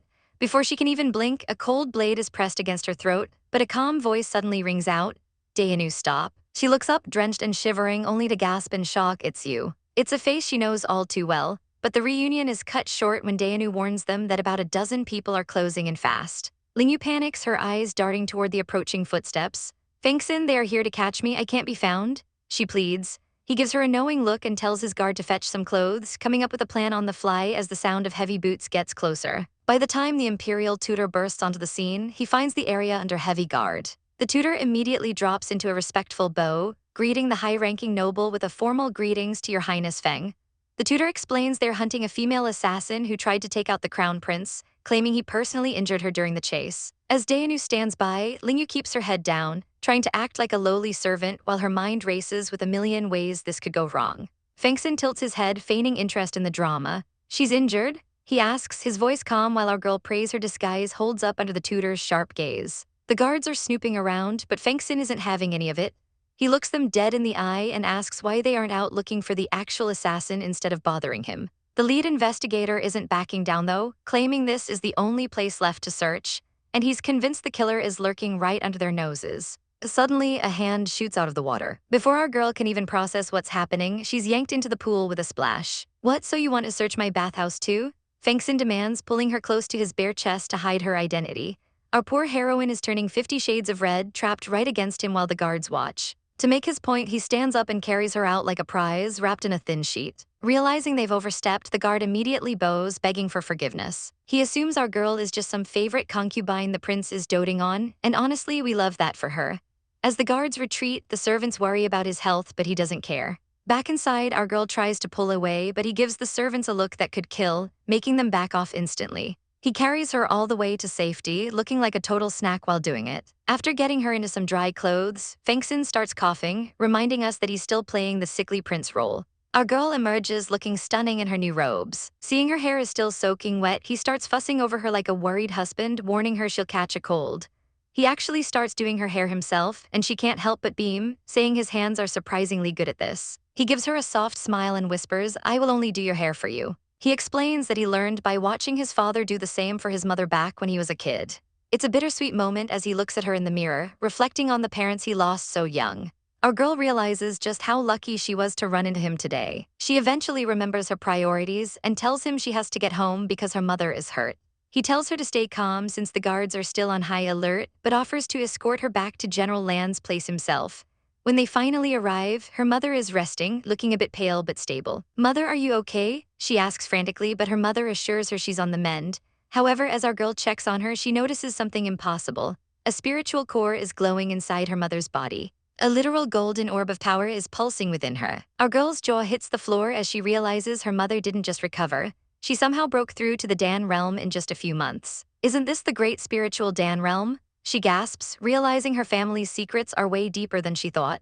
Feng is just trying to enjoy a quiet moment when a new face appears to serve him tea. This is Yan Qi, and he wastes no time marking his territory, claiming our girls sent him specifically to look after their honorable guest. Feng isn't blind. He immediately notices that Yan Qi has an incredibly powerful aura for someone playing the role of a servant. "How come I haven't seen you before?" Feng asks, sensing that the bond between this man and Lingyu is anything but simple. Yan Qi keeps his cool, explaining that he's a survivor from the Middle Plains who owes his life to our heroine. He vows to follow her until the day he dies, which is honestly a mood. As he bows out, Feng can't help but be impressed. He knows a guy like this doesn't bow to anyone unless they've truly earned it. But the peace is short-lived when General Lan comes rushing in, practically tripping over himself to welcome His Highness Feng. Feng cuts through the pleasantries, asking the only question that matters: how are Lingyu and her mother doing? The general's expression instantly sours as he admits the situation is dire. Perhaps he third miss might make it through if Lingyu can do something about it. He sighs, looking completely defeated. Inside the sick room, our poor heroine is watching her mother fade away. Her mother weakly smiles, admitting she pushed herself past her limits to reach the Dan realm, and now she's paying the ultimate price. "Mother, nothing will happen to you," Lingyu cries out, refusing to let death take the only person she has left. She begins channeling a massive amount of spiritual energy, her hands glowing with a golden light as she attempts a desperate healing technique. As she works, Lingyu's blood begins to boil with rage. She realizes just how vicious the villain Hong Feng was. Her mother's muscles and meridians are almost entirely shattered. She's pouring every bit of her soul into this, nearly collapsing from the strain when the others finally burst into the room. General Lan quickly checks the mother's pulse and is stunned. Lingyu actually did it. She saved her mother's life, but the cost is heavy. Her mother is now a cripple with no cultivation left. Our girl isn't the type to accept a half victory. "No, I won't let my mother become a cripple," she declares, her eyes burning with determination. She remembers a legendary technique used by Celestial Hong Meng to swap a spiritual core and reform a destroyed Danshin. It's a miracle cure, but it requires a master at the 5th stage of the transmigration realm to perform. General Lan drops a truth bomb that tastes like ash. In this entire city, the only people with that level of power are the head of the Hong family and Wu Hu. Ling Yu's face twists in disgust. Even if I must die, I won't beg them for help. She spits, remembering how those same people chased them out like dogs. But just as hope starts to flicker out, a voice chimes in, revealing there might be one more person in existence who can save her mother. The only hope left is the mysterious ghost Emperor Wuchang. But her stepfather isn't so sure, reminding her that this man is a cold-blooded killer who isn't exactly in the business of saving lives. Our girl knows Wuchang is unpredictable, and while he's saved her before, she can't rely on luck alone. Reforming a spiritual core is a legendary feat that only an honorable alchemist or this elusive emperor could pull off, making her options dangerously slim. Desperate, Lingyu turns to her stepfather and begs him to contact Elder Wu, his former superior. But the political landscape is a total mess. Lan warns her that Wu Hu is the king's protector, and thanks to some nasty rumors spread by Hong Fang, the world thinks her mother tried to assassinate the crown prince. With her mother's life hanging by a thread and her spiritual core leaking away, Lingyu won't take no for an answer. I must give it a try no matter what, she cries, knowing that if the core breaks, her mother is as good as gone. Seeing her resolved, her stepfather finally relents, though he doesn't have much hope. The next morning, Prince Feng arrives to check on the situation, his face unreadable as always. But the news is grim. Her stepfather returns with his head hanging low, the weight of failure in his eyes. Lord Wu refused me, he sighs, explaining that even the truth wasn't enough to move the man. Lan tries to get our exhausted heroine to get some sleep. But Lingyu is on a mission. I will personally go beg him for help, she shouts before bolting out the door. As she disappears, Feng reveals he's been holding onto a massive trump card. A 7th grade extension soul pill. Lan and the stepfather are absolutely floored because this isn't just any medicine. It's a legendary red pill. Even Feng's guard Dainu tries to stop him, reminding him that this pill was meant to save the prince's own life. But Feng isn't hearing it.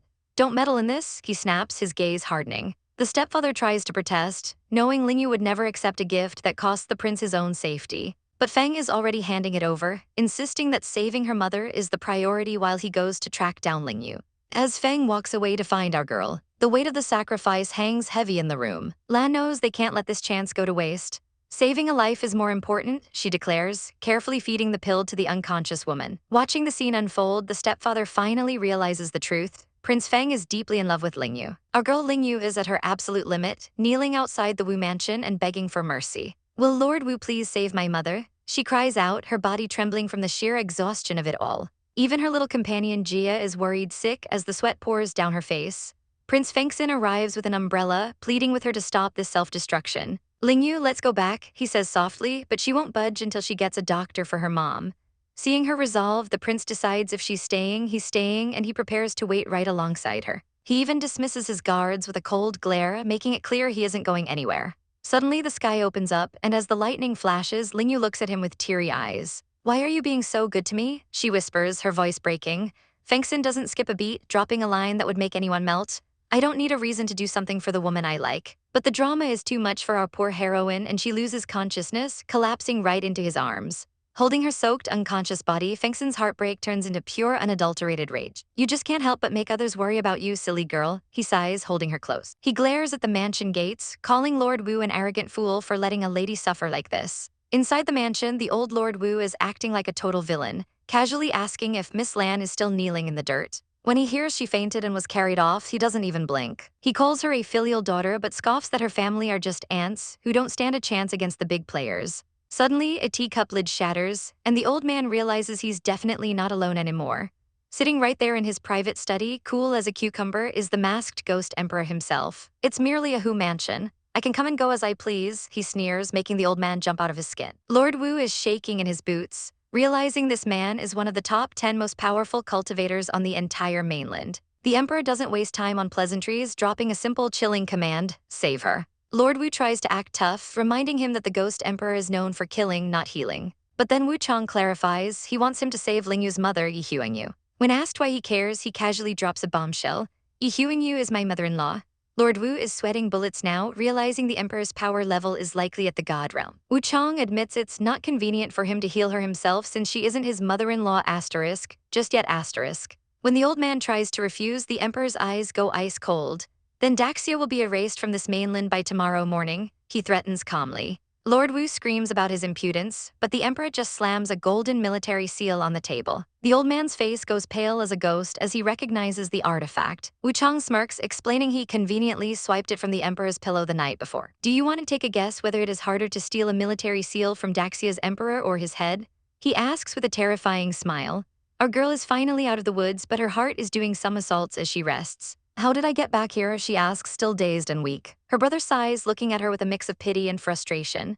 My silly sister, you haven't eaten for days. How could you kneel in front of Wuhu's mansion like that? It was His Highness Feng who brought you back. Cue the romantic flashback. Feng wasn't just being a gentleman, he actually declared that he doesn't need a reason to do something for the woman he likes. Our heroine is absolutely reeling. Did he really just confess his feelings while she was unconscious? But there's no time for a rom-com moment because she's been in a coma for a whole night, and Feng even got drenched in the rain just to carry her home. The good news, her mother is stable thanks to a legendary 7th grade red soul extension pill provided by Feng, but the real shocker is waiting at the door. Lord Wu himself has arrived.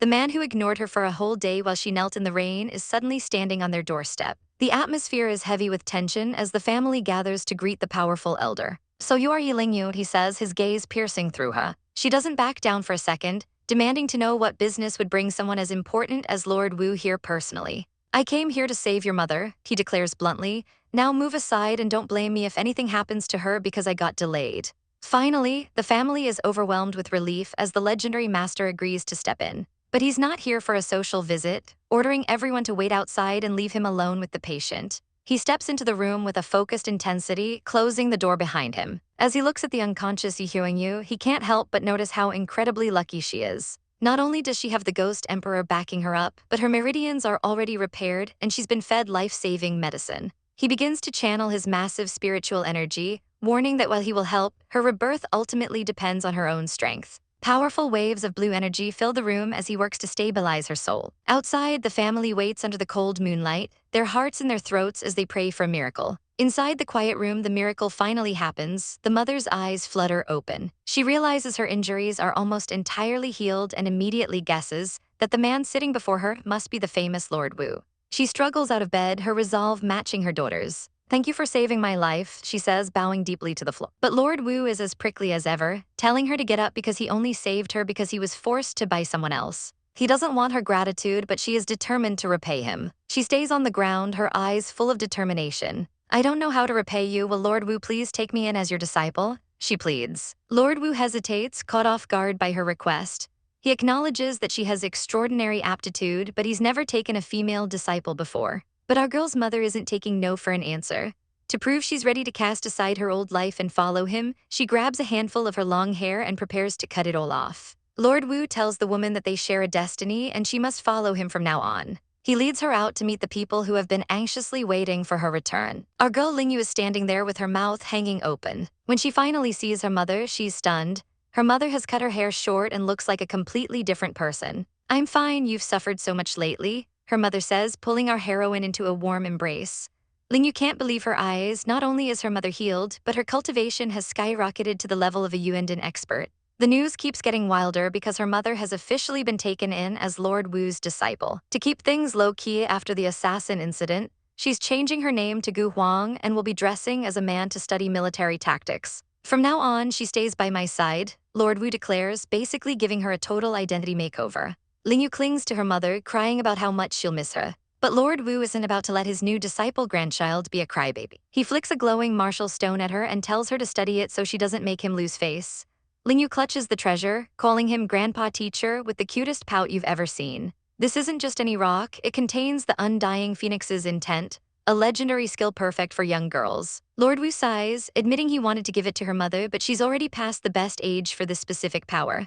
Our girl gets fired up, promising to work so hard that everyone will see her in a new light. She holds that stone tight, ready to finally level up her strength. Before her mother leaves, she reminds Ling Yu to go thank Fengxin for everything he did. Watching her mother walk away is tough, but our girl has a mission. She remembers how Fengxin got soaked in the rain just to help her and starts worrying about how he's holding up. She tracks down the Feng mansion, and wow, this place is so fancy it could give the king's palace a run for its money. But the moment she arrives, a frantic old man spots her and shouts, "It's you." He looks like he's about to have a heart attack, yelling that the prince was doing just fine until she showed up, and now his illness has relapsed. Ling Yu is horrified and doesn't waste a second. She sprints into the mansion and finds Feng Xin looking absolutely pathetic, shivering and covered in sweat. She rushes to his side, her heart breaking as she sees him struggling.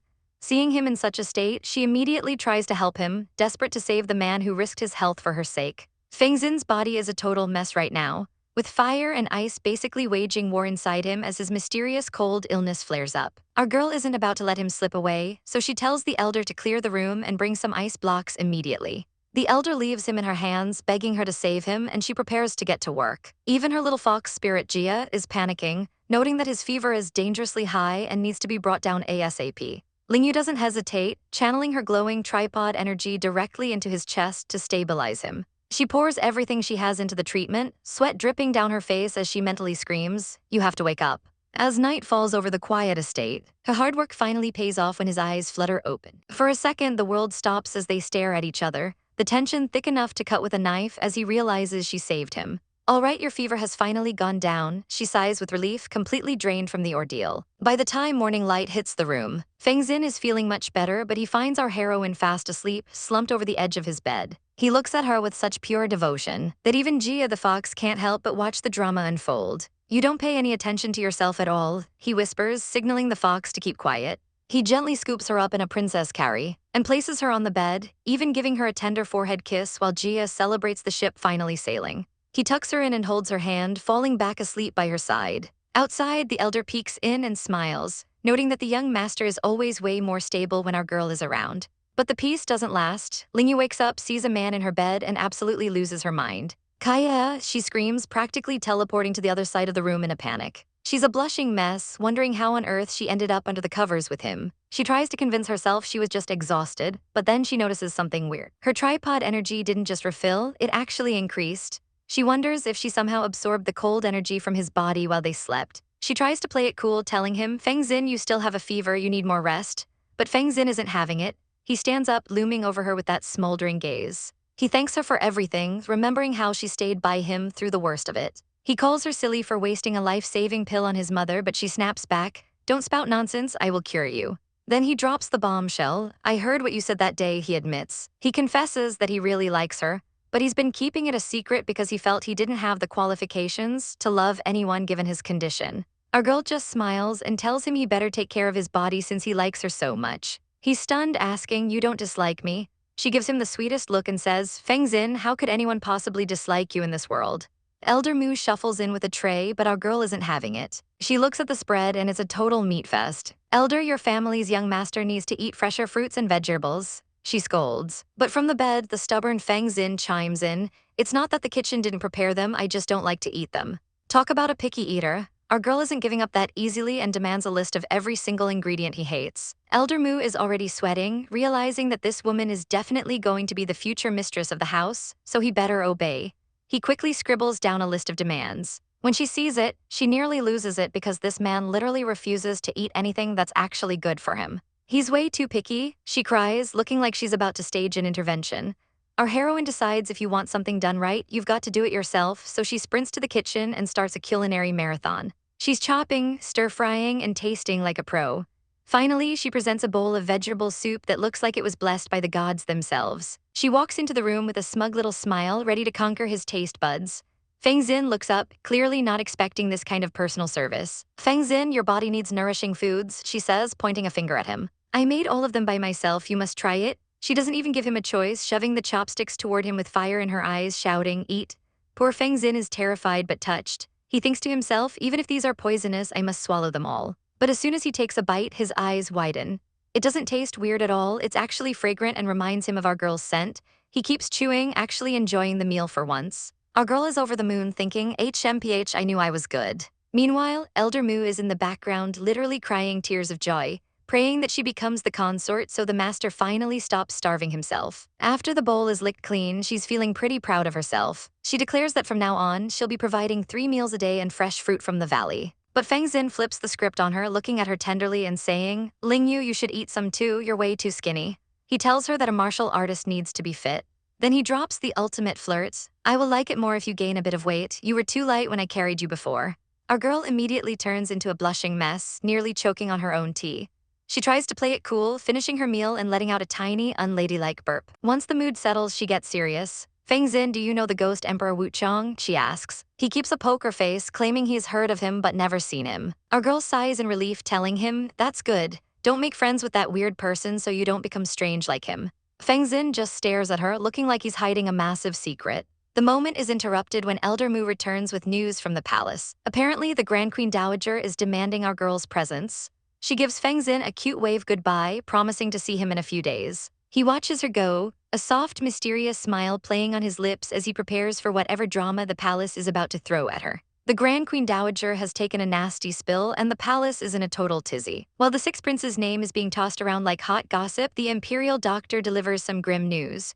Your fall was very serious, he warns, explaining that her tendons and muscles are a total mess. He's basically useless, bowing down and offering nothing but some basic pain meds. That's when a clever attendant speaks up, reminding the Grand Queen that Princess Yu, our girl, is a literal goddess when it comes to massage therapy. The Grand Queen remembers how soothing it was last time, and even the doctor has to swallow his pride, admitting our girl is way better at this than he is. Our girl arrives at the palace ready to work, but she's told the Grand Queen is currently catching some Z's. I'll just take a stroll and wait, she says, keeping it casual. While wandering the gardens, she spots a maid doing a hack job on the plants and just can't help herself. You're cutting it wrong, sister. You have to get rid of the dead branches so they can grow better, she explains with a sweet smile. Suddenly, a voice behind her asks where she learned to garden. Surprise, it's the Grand Queen herself. Our girl drops a polite greeting, playing it humble by saying she just likes to mess around with herbs at home. The Grand Queen isn't just there for small talk, though. She presents a withered peony and asks if our girl can save it.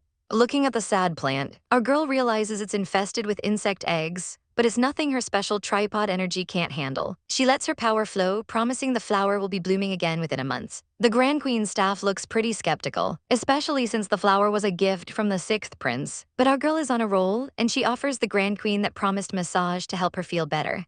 As soon as she places her hand on her back, she spots a special bruise that the imperial doctors were either too blind to see or too scared to touch. With a surge of golden energy, she gets to work on the injury. The Grand Queen's face says it all, pure relief. Little one, you really know your stuff, she praises, feeling better than she has in years. They sit down for a massive feast, and the Grand Queen is so impressed she hands over a golden insignia. In the future, you can enter and leave the palace as you please, she declares.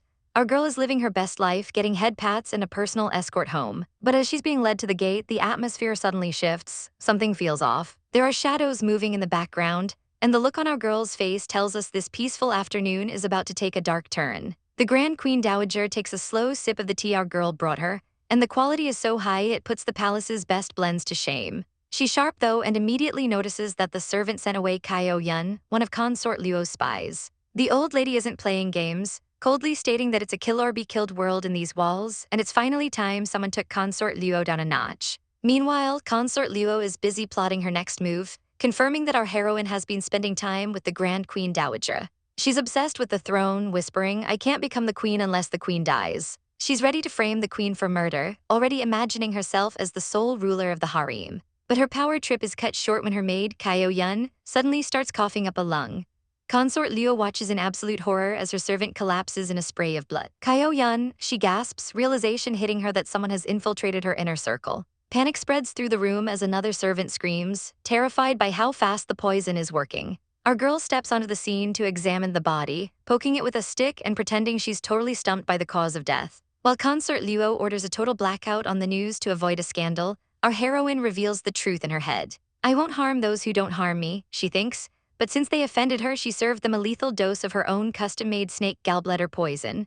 Later, our girl takes a stroll in a vibrant red dress, noticing that she's wandered into a suspiciously deserted part of the palace. She finds herself standing before a gate, wondering if she's accidentally stumbled into the infamous Cold Palace. Suddenly, the air whistles as a volley of arrows is launched directly at her. Our girl doesn't even flinch, instantly summoning a swirling shield of energy to block the projectiles. Two assassins in black emerge from the shadows, bows drawn and ready to finish the job. Our girl just sighs at the lack of creativity, focusing her power into her palms to deflect the next wave of attacks with ease. She even mocks them in her head, jokingly telling them to keep acting because their bloodlust is just way too over the top. The guard stares in disbelief, realizing the intruder who just deflected a barrage of arrows is nothing more than a little girl. Our girl quickly realizes she's in hot water, sensing that this man is a Dan realm expert, and she's accidentally stumbled right into the queen's private pavilion. She immediately drops into a respectful bow, trying to de-escalate the situation.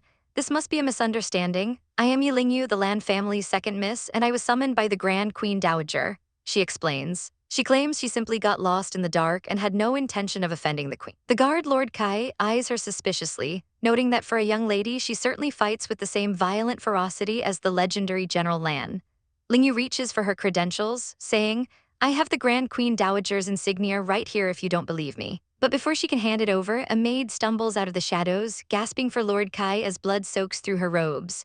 The poor girl collapses right there on the steps, dead before she even hits the ground. Lord Kai turns back to Lingyu with a look of pure terror. Leave this place immediately. You mustn't speak a word of what happened here or you will die for sure, he commands. In the chaos, Lingyu's gold insignia slips from her hand as the guards abandon her to rush into the pavilion. Most people would run for the hills, but our girl is built different. Looking at the dead maid, she frowns, thinking, this is too suspicious. I can't act as if I hadn't seen it. She leaps into action, following them inside. Lord Kai bursts through the doors only to find a literal nightmare. The room is a sea of fire, and the floor is littered with the corpses of slaughtered servants. Standing in the center of the carnage is a haunting figure with long, flowing hair. The queen is there too, her voice trembling as she cries out, it's me, your mother. Lord Kai shouts for the queen, but as the figure turns around, we see it's the sixth Prince Zinner, and he has completely lost his mind. The air pressure in the room spikes, shattering vases as his unstable energy overflows. Lord Kai tries to intervene, summoning his fiery flame fist to suppress the madness. But the prince lets out a blood-curdling scream that's so powerful it physically rattles the guards, forcing them to clutch their ears in agony. Zinner, stop, they are innocent. The queen pleads, desperate to reach her son through the haze of his rage. Lord Kai is horrified, realizing the prince is so far gone he might actually strike the queen. The prince is caught in a mental war, clutching his head as he screams in pain, his power tearing the very room apart. Debris rains down as the prince struggles to maintain his grip on reality. Seeing her son transformed into a monster and the pavilion turned into a tomb is too much for the queen. Her eyes roll back and she faints, leaving the maid to scream in terror as the situation spirals into total catastrophe. Vice Deputy Kai wants the queen escorted back to her room, but our girl isn't ready to leave just yet. She's got questions, specifically about how the sixth prince ended up in such a tragic state. Apparently, the guy has massive divine energy, but he has absolutely no clue how to control his own consciousness. As our heroine uses her powers to stabilize the queen, the royal lady finally opens her eyes and recognizes her. But instead of a thank you, the queen's mind immediately goes to a dark place as she realizes our girl knows too much. I can't let her live, she thinks, her eyes turning cold as she decides she must kill our heroine to protect her son's secret. Sensing the sudden killing intent, Lingyu quickly reveals her identity to save her neck. I am General Lan's second daughter Yilingyu, she says, bowing low. The queen's expression shifts instantly when she realizes this is Lan Kaer's younger sister. She asks how the girl's sister is doing, and Lingyu doesn't miss the chance to spill some tea. She explains that her sister has been dying to visit, but she was constantly blocked by consort Luo. The queen is stunned to hear that Luo's authority has grown so much that she's practically a second queen. Lingyu drops the real bombshell, though. She even got rid of the other consorts under your name. The queen turns to her loyal guard, Kai Yan, demanding to know if this is true. He confirms the worst, explaining that consort Luo is the king's favorite, and since her son is the crown prince, even the Grand Queen Dowager is looking the other way. The poor queen is devastated, realizing she's been a figurehead while her enemies ran wild. Lingyu urges her to keep fighting, reminding her that the sixth prince is a genius who could easily reclaim his position if he recovered. Moved by the girl's words, the queen decides to trust her with the truth. She confesses that her son's illness has turned him into a violent monster who attacks his own maids. Even the best imperial doctors can't figure it out, and now he doesn't even recognize his own mother. Our girl offers to use her medical skills to help, but the queen is terrified for her safety. You can't, my son has been violent lately, she warns, fearing he'll kill a stranger on sight.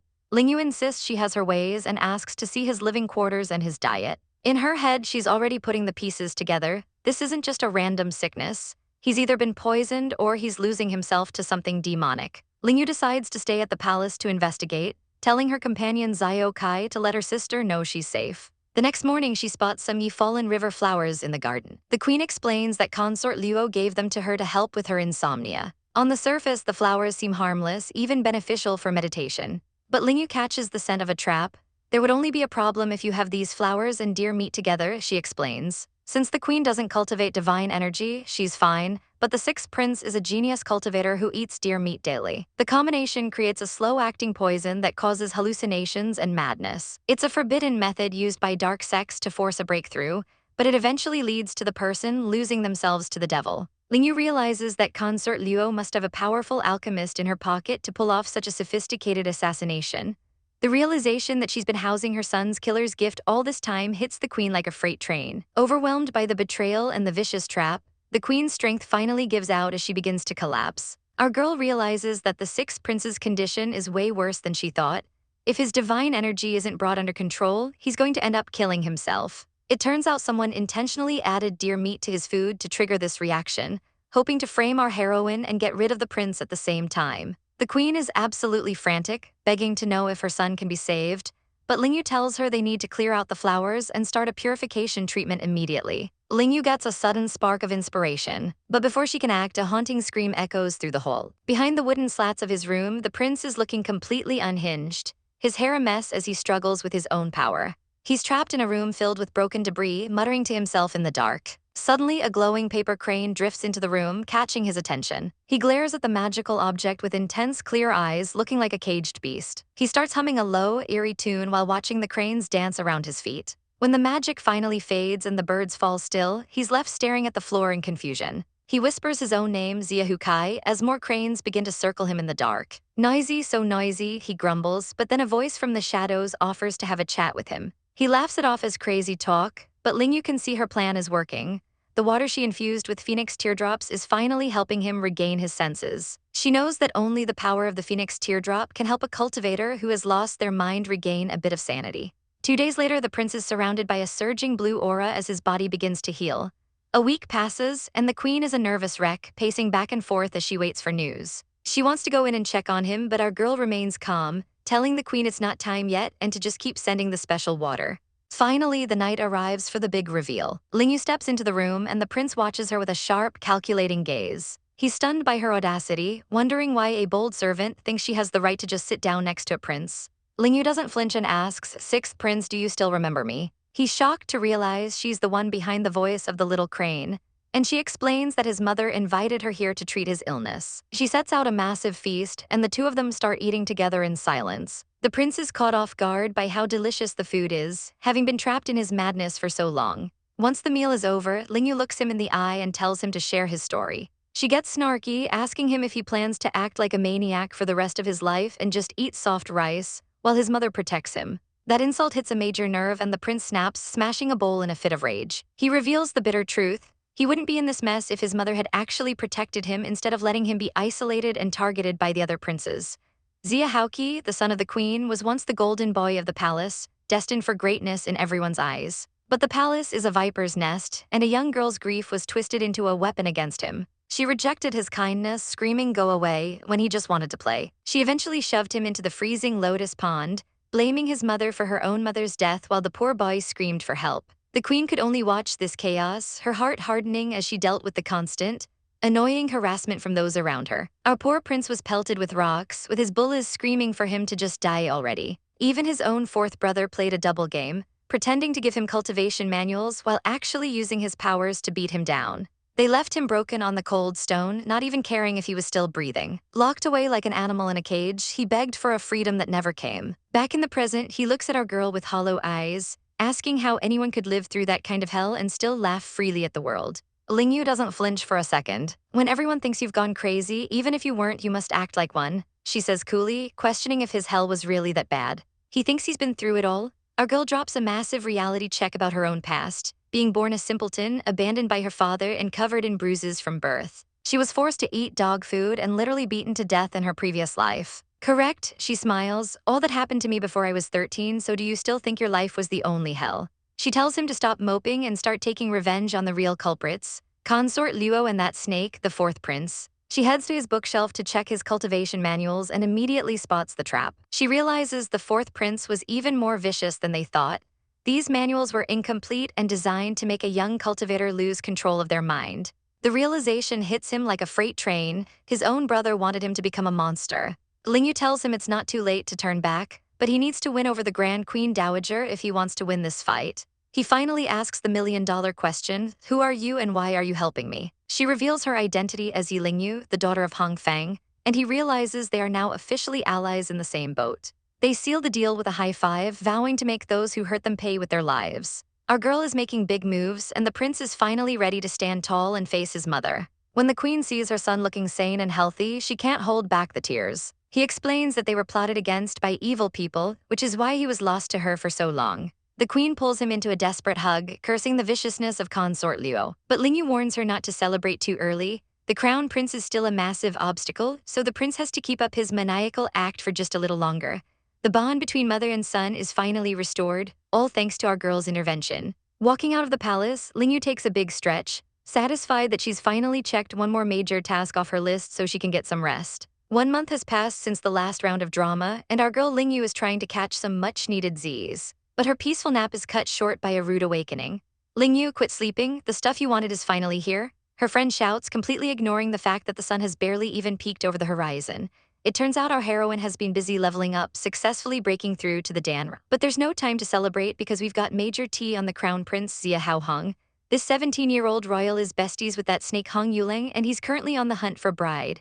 The crown prince is selecting a crown princess? Lingyu asks, her eyes wide with realization. Something is definitely rotten in the state of Daxia.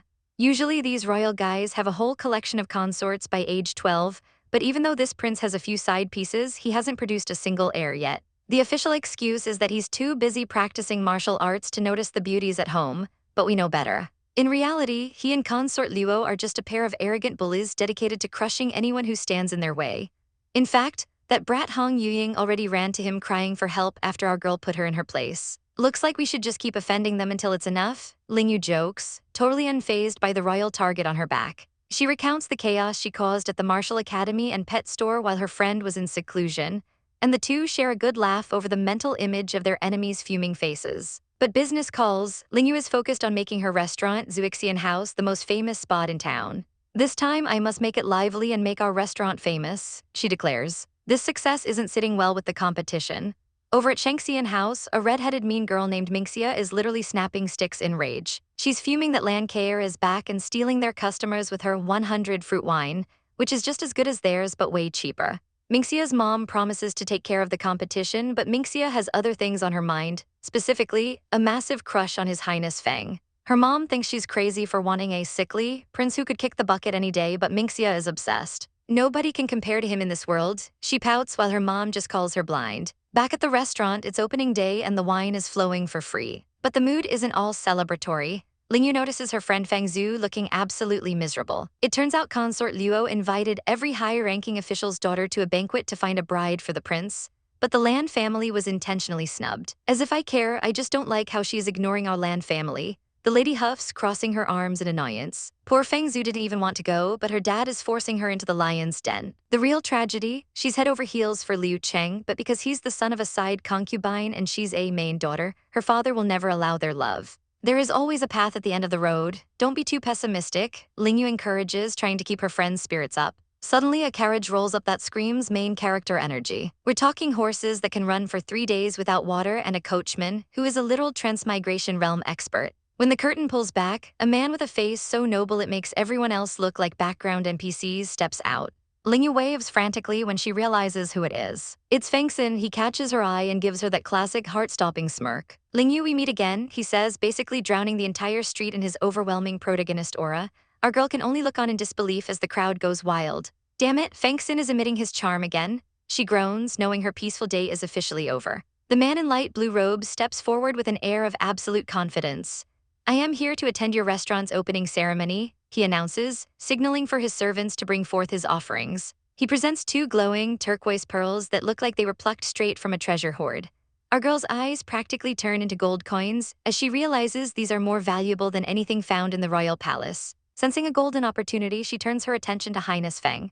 Your Highness Feng, where is your gift? She asks with a devious, money-hungry grin. She knows he's the richest man in the world and figures she should leech as much as possible while he's still trying to win over Lingyu. Poor Lingyu is mortified by her sister's greed, laughing nervously. Ha ha ha, my sister is only joking with you. She stammers, sweating bullets. But Feng is a total pro. Naturally, I won't come empty-handed, he says with a smirk. He has his attendant hand over a simple-looking document. Our girl opens it and nearly faints. Your Highness, you bought the land for Zuixian House? She gasps, her heart skipping a beat at the sheer scale of the gift. This man isn't just a prince. He's a certified wealth destroyer, dropping thousands in gold just to see his beloved smile. Our girl quickly tells Lingyu to keep the big spender occupied while she handles the restaurant's logistics. But the peace doesn't last long. A massive commotion breaks out nearby as a herald shouts, "The restaurant's wine battle is starting now." The gang looks on, confused by the sudden competition popping up right next door. "I will go take a look and see what's going on," our girl says, her eyes narrowing. Lingyu isn't about to let her go alone, insisting they face this mystery together.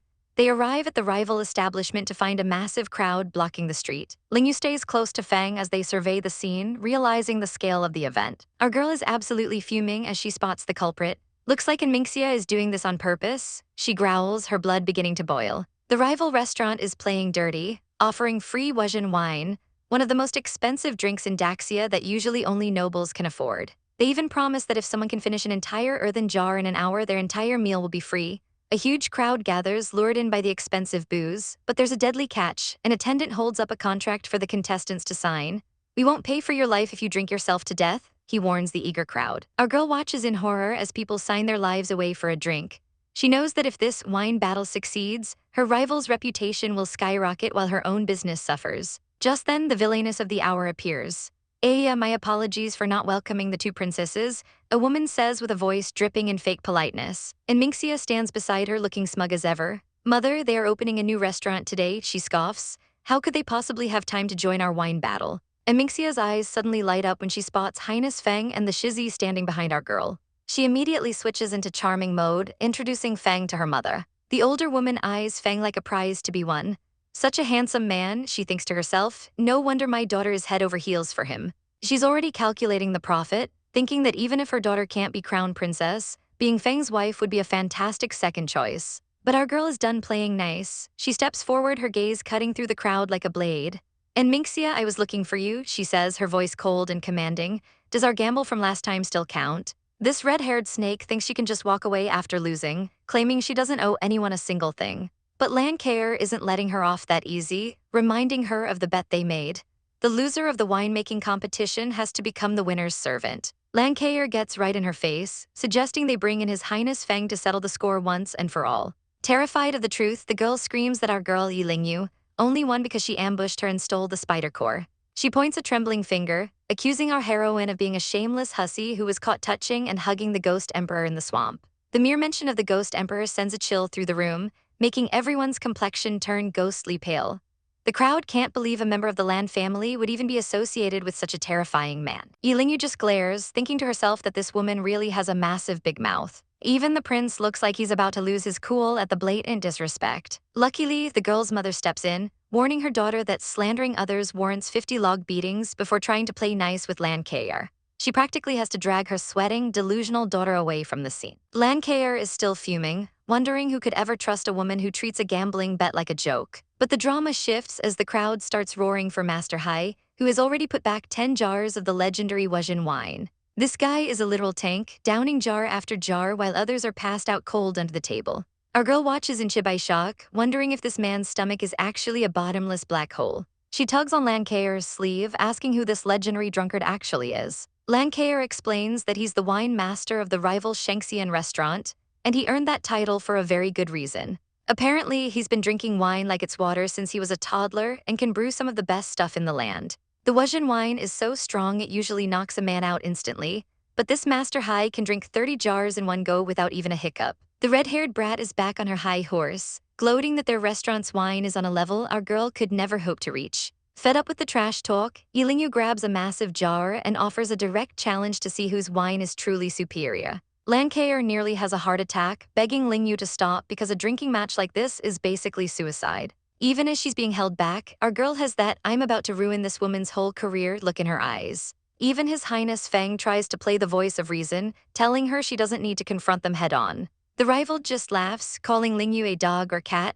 and imagining our girl getting totally wasted and drooling all over herself. She's secretly hoping Lingyu gets so drunk that she shows her ugly side, causing the prince to dump her on the spot. Lancaire looks at the prince with pure desperation, begging him to say something to stop this madness. But His Highness Feng just stands there with a mysterious, calm smile, clearly wanting to see exactly what our girl is capable of. Highness Feng decides he's not sitting this one out, announcing he'll participate in the wine competition right alongside our girl. Lingyu is low-key panicking because his health is usually trash, but he just gives her a playful forehead flick to shut her up. He claims he's been drinking since he first got sick just to stay warm, so a few jars of wine are basically water to him.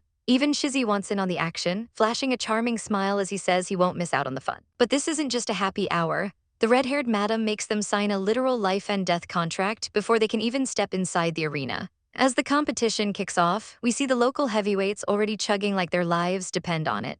This mustachioed pro is feeling himself, promising the madam he absolutely won't lose to a bunch of pretty boy newcomers. The madam acknowledges our trio, Highness Feng, Shizzy, and Miss Ling, as they prepare to face the challenge. The rules are brutal. You have to down an entire jar of Wujian wine just to qualify, but Feng doesn't blink an eye as he tells them to start the show. Shizzy gets served first, looking cool and collected as the wine is poured. Of course, a red-haired hater tries to slide in and pour for Highness Feng with literal hearts in her eyes. But the guard isn't having any of her nonsense, telling her to get lost while she fumes about a mere servant barking at her. She starts throwing a total tantrum, demanding to know why Lingyu gets the VIP seat next to the prince while she's being kicked to the curb. The guard shuts her down, explaining Lingyu is one of their own, while Feng promises the guard a reward for his loyalty. Meanwhile, the hater is losing her mind because Lingyu is drinking like a fish and showing zero reaction to the potent brew. The madam thinks it's just Lingyu's martial arts training delaying the inevitable, but the crowd is getting hyped as the battle heats up. Other competitors are already tapping out, burping and collapsing in a heap after just one jar. Our girl stares down her bowl, but she's got a major secret weapon hidden up her sleeve. She realizes her tripod Kai can devour dark illnesses, so detoxing a little bit of alcohol should be a total walk in the park. She drains the massive bowl in one go and immediately demands more, shocking the entire room with her iron liver. She shows off that empty bowl like a total boss, and even Highness Feng can't help but look impressed by her grit. The crowd is absolutely losing it, screaming as she finishes her 5th jar without even breaking a sweat.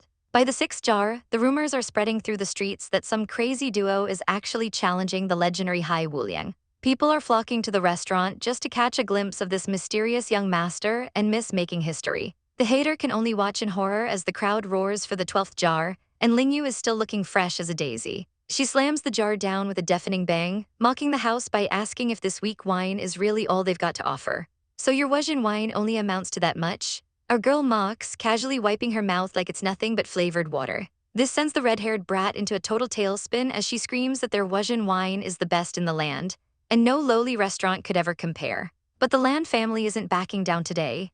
Whether it's good or not, you'll know once you drink it, she says, giving the signal for the real show to begin. A massive jar of wine is brought out as the tension in the room hits a boiling point. You're clearly here to ruin our event, the girl shouts, pointing an accusing finger. Our girl just smirks, standing her ground. I'm sure your heart knows best who is ruining whose event today, she retorts, challenging them to a final battle where the first person to finish the jar wins it all. The crowd is already buzzing as the aroma of the wine fills the air. Even the local high society guys are impressed, admitting that this brew is actually the real deal. One noble even bows out gracefully, admitting he can't handle a drink this strong. Lingyu turns her gaze toward Madame Kui, her voice dripping with challenge. Madame Kui, do you dare to have this match with me? Master Hai looks like he's about to faint, so Madame Kui tries to play it cool, suggesting they take a break since he's been drinking all day. Our girl agrees with a sweet, dangerous smile, knowing exactly what's coming next. Behind closed doors, Madame Kui's true colors come out. She hands Master Hai a detox pill from a foreign alchemist, telling him to eat it so he won't get drunk. Master Hai is hesitant, muttering that cheating like this feels immoral. But Madame Kui isn't asking, she's demanding.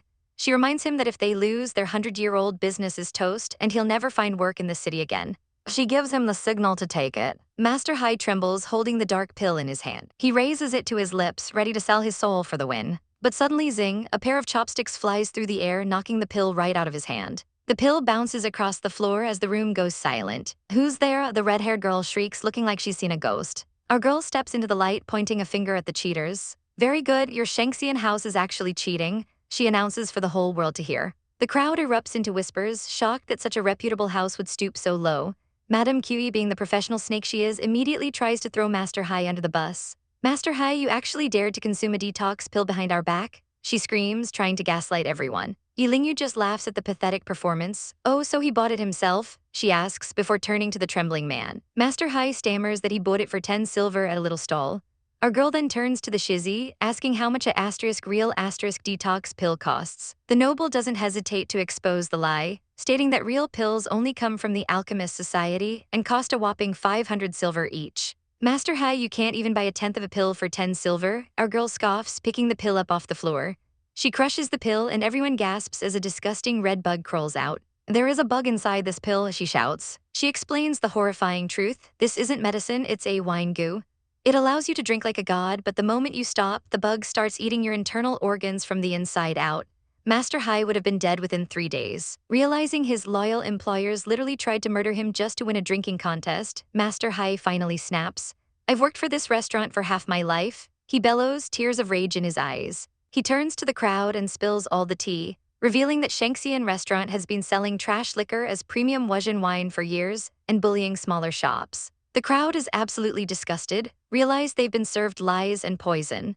Madame Cui and her bratty sidekick can only stand there, faces pale as their entire empire crumbles in a single afternoon. Business is booming at the restaurant, and our girl is feeling the heat from all these thirsty customers. Phew, why are there so many today? She sighs, practically drowning in orders. It's clear they need more hands on deck. She's already planning to hire more chefs when she spots a familiar face in the crowd, Master Hai. The man looks like he's ready to skip town with his bags packed. Our girl rushes over to stop him before he can disappear. He's completely defeated, admitting, I lost the wine battle yesterday, I can't stay here anymore. But our heroine doesn't let talent go to waste. She offers him a job as a brewmaster at her place, and the poor guy is so moved he practically pledges his life to her restaurant. She has a waiter show him to his new room, and just like that, she's leveled up her staff. Suddenly, her loyal right-hand man Yanch appears. She's been building quite the reputation for her sect lately, and she's not shy about giving him the credit he deserves. Yanch, ever the humble soldier, just bows and takes the praise. Her friend is absolutely floored to learn that our girl is the secret mastermind behind the ghostly sect's orphan recruitment. SHH, I'm only the leader by name, she winks, keeping her mysterious aura intact. Yanch hands over some spicy intel. The Angyo family is trying to dig into her past. Our girl is not amused by these pests poking around her business. How dare they investigate my sect? She fumes, her eyes narrowing. Instead of panicking, she tells Yanch to feed them a bunch of fake news to throw them off the scent. Yanch, being the absolute savage he is, calmly asks, Sect Master, should we just kill them? Our girl tells him to chill, they're just small clowns, not worth the effort right now. She's much more interested in the Crown Prince and Hong Yuleng. Yanch reports that Hong Yuleng had a weird accident with a horse, which immediately tips our girl off that he was lying about his whereabouts. She suspects he was sneaking around somewhere he should have been. Go find where the injured woman lives, she commands, knowing there's a secret waiting to be uncovered. Meanwhile, a messenger pigeon arrives at a mysterious location. Someone is tracking our girl's every move, documenting her rise from a handicapped daughter to the Lan family's favorite. A servant brings this report to a sinister-looking old master. He reads the report with cold, calculating eyes. The orders written inside are chilling. Get rid of everyone who knows about the Yi family. As the letter is discarded, a crow flies off, signaling that things are about to get very bloody for anyone from our girl's past. Fengxin, our girl shouts, waving him down outside the grand building. He turns around with that signature handsome smolder, holding up a mysterious red card. Wanbao House is holding an auction tomorrow. I want to go there together with you, he says smoothly, offering her the invitation. Wanbao House? She repeats, her interest piqued. Fengxin explains that it's the most famous underground auction house in Daxia, filled with the rarest and most bizarre treasures imaginable. Our girl isn't one to pass up a chance for loot and drama, shouting, how grand, of course I will go. They arrive at the location in disguise, looking like a total power couple in their matching masks. She's skeptical about the small storefront, but Fengxin assures her it's just a cover-up for the madness inside. Stepping through the curtains, her jaw drops at the massive hidden market bustling with life. A man named Hileosin greets them, clearly recognizing Fengxin's status. Our girl keeps it low-key, introducing herself with a fake name. I am Hong Shisen. I was lucky enough to come here with young Master Feng, she says with a polite bow. She plays the part of the perfect guest, flashing a charming smile behind her mask. Hileosin is totally charmed, telling her to treat the place like her own home and explore since it's her first time. While wandering, she spots an old monk chanting Amitabha peacefully in a corner. Her eyes zero in on a scroll at his feet. She can sense a mysterious restriction barrier protecting it. As she picks up the artifact, she wonders what it could be. Fengxin appears at her shoulder, identifying it as the Feichuo Sect's Iron Core Scroll, a legendary item filled with countless handy methods. You recognize it? He asks, surprised by her sharp eye. He explains that the sect was a branch of ancient Buddhism that fell into ruin during the raging wars. The monk finally speaks, his voice like gravel. I have placed countless barriers on this scroll. Only the fated ones can open it. Our girl, ever the pragmatist, shakes a heavy bag of coins with a cheeky grin. Old monk, I don't know whether we are fated or not, but I have a bag of money here and that probably has some fate with you. She laughs. Suddenly, a grumpy-looking man enters the scene, shocked to find a Buddhist monk in a place like this. This guy, Hong Feng, immediately tries to muscle in on her find, demanding the Iron Core Scroll for himself. Our girl isn't backing down, revealing that the scroll is actually 500-year-old shooting star iron. I saw it first, I'm sure there's a first and second rule here, right? She snaps. Hong Feng turns red with rage, shouting, youngsters these days are sure lively. Did your parents not teach you how to treat your elders with respect? She gives him a look of pure ice, replying, correct, I have a mother to give birth to me but no father to teach me. She leans in and adds the ultimate burn, my father is also an immoral bastard. Hong Feng is absolutely floored that she'd cuss at her own father like that. Suddenly, the scroll begins to glow and float right into her hands, proving she's the chosen one. The monk watches closely, asking her how she plans to use such a sacred item if she's sincere about buying it. Hong Feng tries to suck up, claiming he wants to use it to forge a famous sword for his father's birthday. Our girl just rolls her eyes and calls him out pretentious. She points a finger at him, lecturing that a sacred relic of the Buddha should be honored, not turned into a weapon for killing. I absolutely won't sell the scroll to someone like you if I were the great master, she declares. The monk is moved by her words, deciding right then and there that the scroll belongs to her. Thank you, great master, she says, offering a respectful bow while Hong Feng screams for a reconsidered deal. When the man tries to lunge forward to stop the transaction, the monk isn't having it, unleashing a wave of energy that sends him flying backward onto the ground. A good person will have good consequences, the monk reminds them as the loser grovels. Fengxin leans in, whispering that it's time to make their exit before more trouble starts. They walk away, our girl practically glowing with victory after securing the legendary loot. Fengxin watches her with a soft, knowing smile, clearly finding her antics more and more entertaining by the second. Our girl is finally making some real progress in her cultivation, and she's got Fengxin to thank for translating that tricky scroll. She's managed to reach the third layer in just half a month, but her training is interrupted when a servant rushes in with urgent news. It turns out Hong Feng has been busy writing letters to the Bei King, and Ling Yu knows this can't be good. She breaks the seal and her eyes widen as she reads the contents. The man is actually planning a full-blown coup during the upcoming military competition. He's plotting a rebellion, she realizes, but instead of running to the authorities, she decides to play a much more dangerous game. She instructs Yanch to write a fake response promising their support, while secretly tipping off the 6th prince in Lantashu about Hong Feng's true intentions. She watches her subordinate leave, her mind already 3 steps ahead. Hong Feng, the day of the martial competition will be the end of your entire family. She vows, her eyes cold with determination. 1 month later, the day of the big competition finally arrives, and the tension in the air is thick enough to cut with a knife. The martial marquis has officially made his breakthrough, and the villains believe the stage is perfectly set for their takeover. They watch the matches from the sidelines, waiting for the signal to strike. The king stands before the crowd, praising the young warriors as the pillars of the country. One man, Liu Kangyuan, bows deeply and pledges his absolute loyalty to the imperial court. The king is beaming with pride, thinking he has a loyal soldier by his side. But in a split second, the man's expression shifts to pure malice as he draws a hidden blade. You dog of a king, go die, he screams, lunging forward. The assassin strikes with terrifying speed, catching everyone off guard. Ling Yu's voice rings out across the arena, Your Majesty, watch out. But it's too late, blood sprays across the floor as the king falls. The crown prince rushes to his father's side, desperately begging him to wake up. In the chaos, Hong Yuying steps forward, claiming she'll protect the prince. But it's a trap, she stabs the prince while he's vulnerable, revealing her true colors. Hong Yuying, you're rebelling? He gasps before collapsing onto the dirt. The rebels think they've won, declaring that the Xia family's reign is over after thousands of years. A massive explosion rocks the grounds, sending smoke and debris everywhere as Ling Yu shields her eyes from the blast. Hong Feng steps through the wreckage, looking smugger than ever. He actually has the nerve to try and recruit our girl, promising her a good life if she joins his new regime. Ling Yu just gives him a look of pure disgust. You really think the Bei King Pavilion is coming to save you? She asks with a smirk. Before he can react, his forces are suddenly ambushed and cut down. Hong Feng starts to panic, but he tries to bluff, claiming his father will be out of seclusion soon to crush them all. Our girl just laughs. She reveals that she's the one who tampered with his father's breakthrough pills, meaning the old man is basically a sitting duck.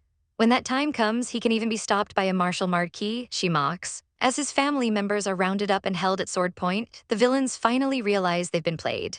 Ling Yu decides it's time for the ultimate reveal. Let me reintroduce myself, she says, her voice dripping with venom. I am Yi Ling Yu, sect master of the ghostly sect. She tells him to his face that the letter he based his entire rebellion on was nothing more than a joke. Hong Feng is trembling, demanding to know why she's been plotting against his family this whole time. Then you should ask yourself what you did 14 years ago, she shouts, summoning a radiant golden weapon. Hong Feng, this is what you owed my mother.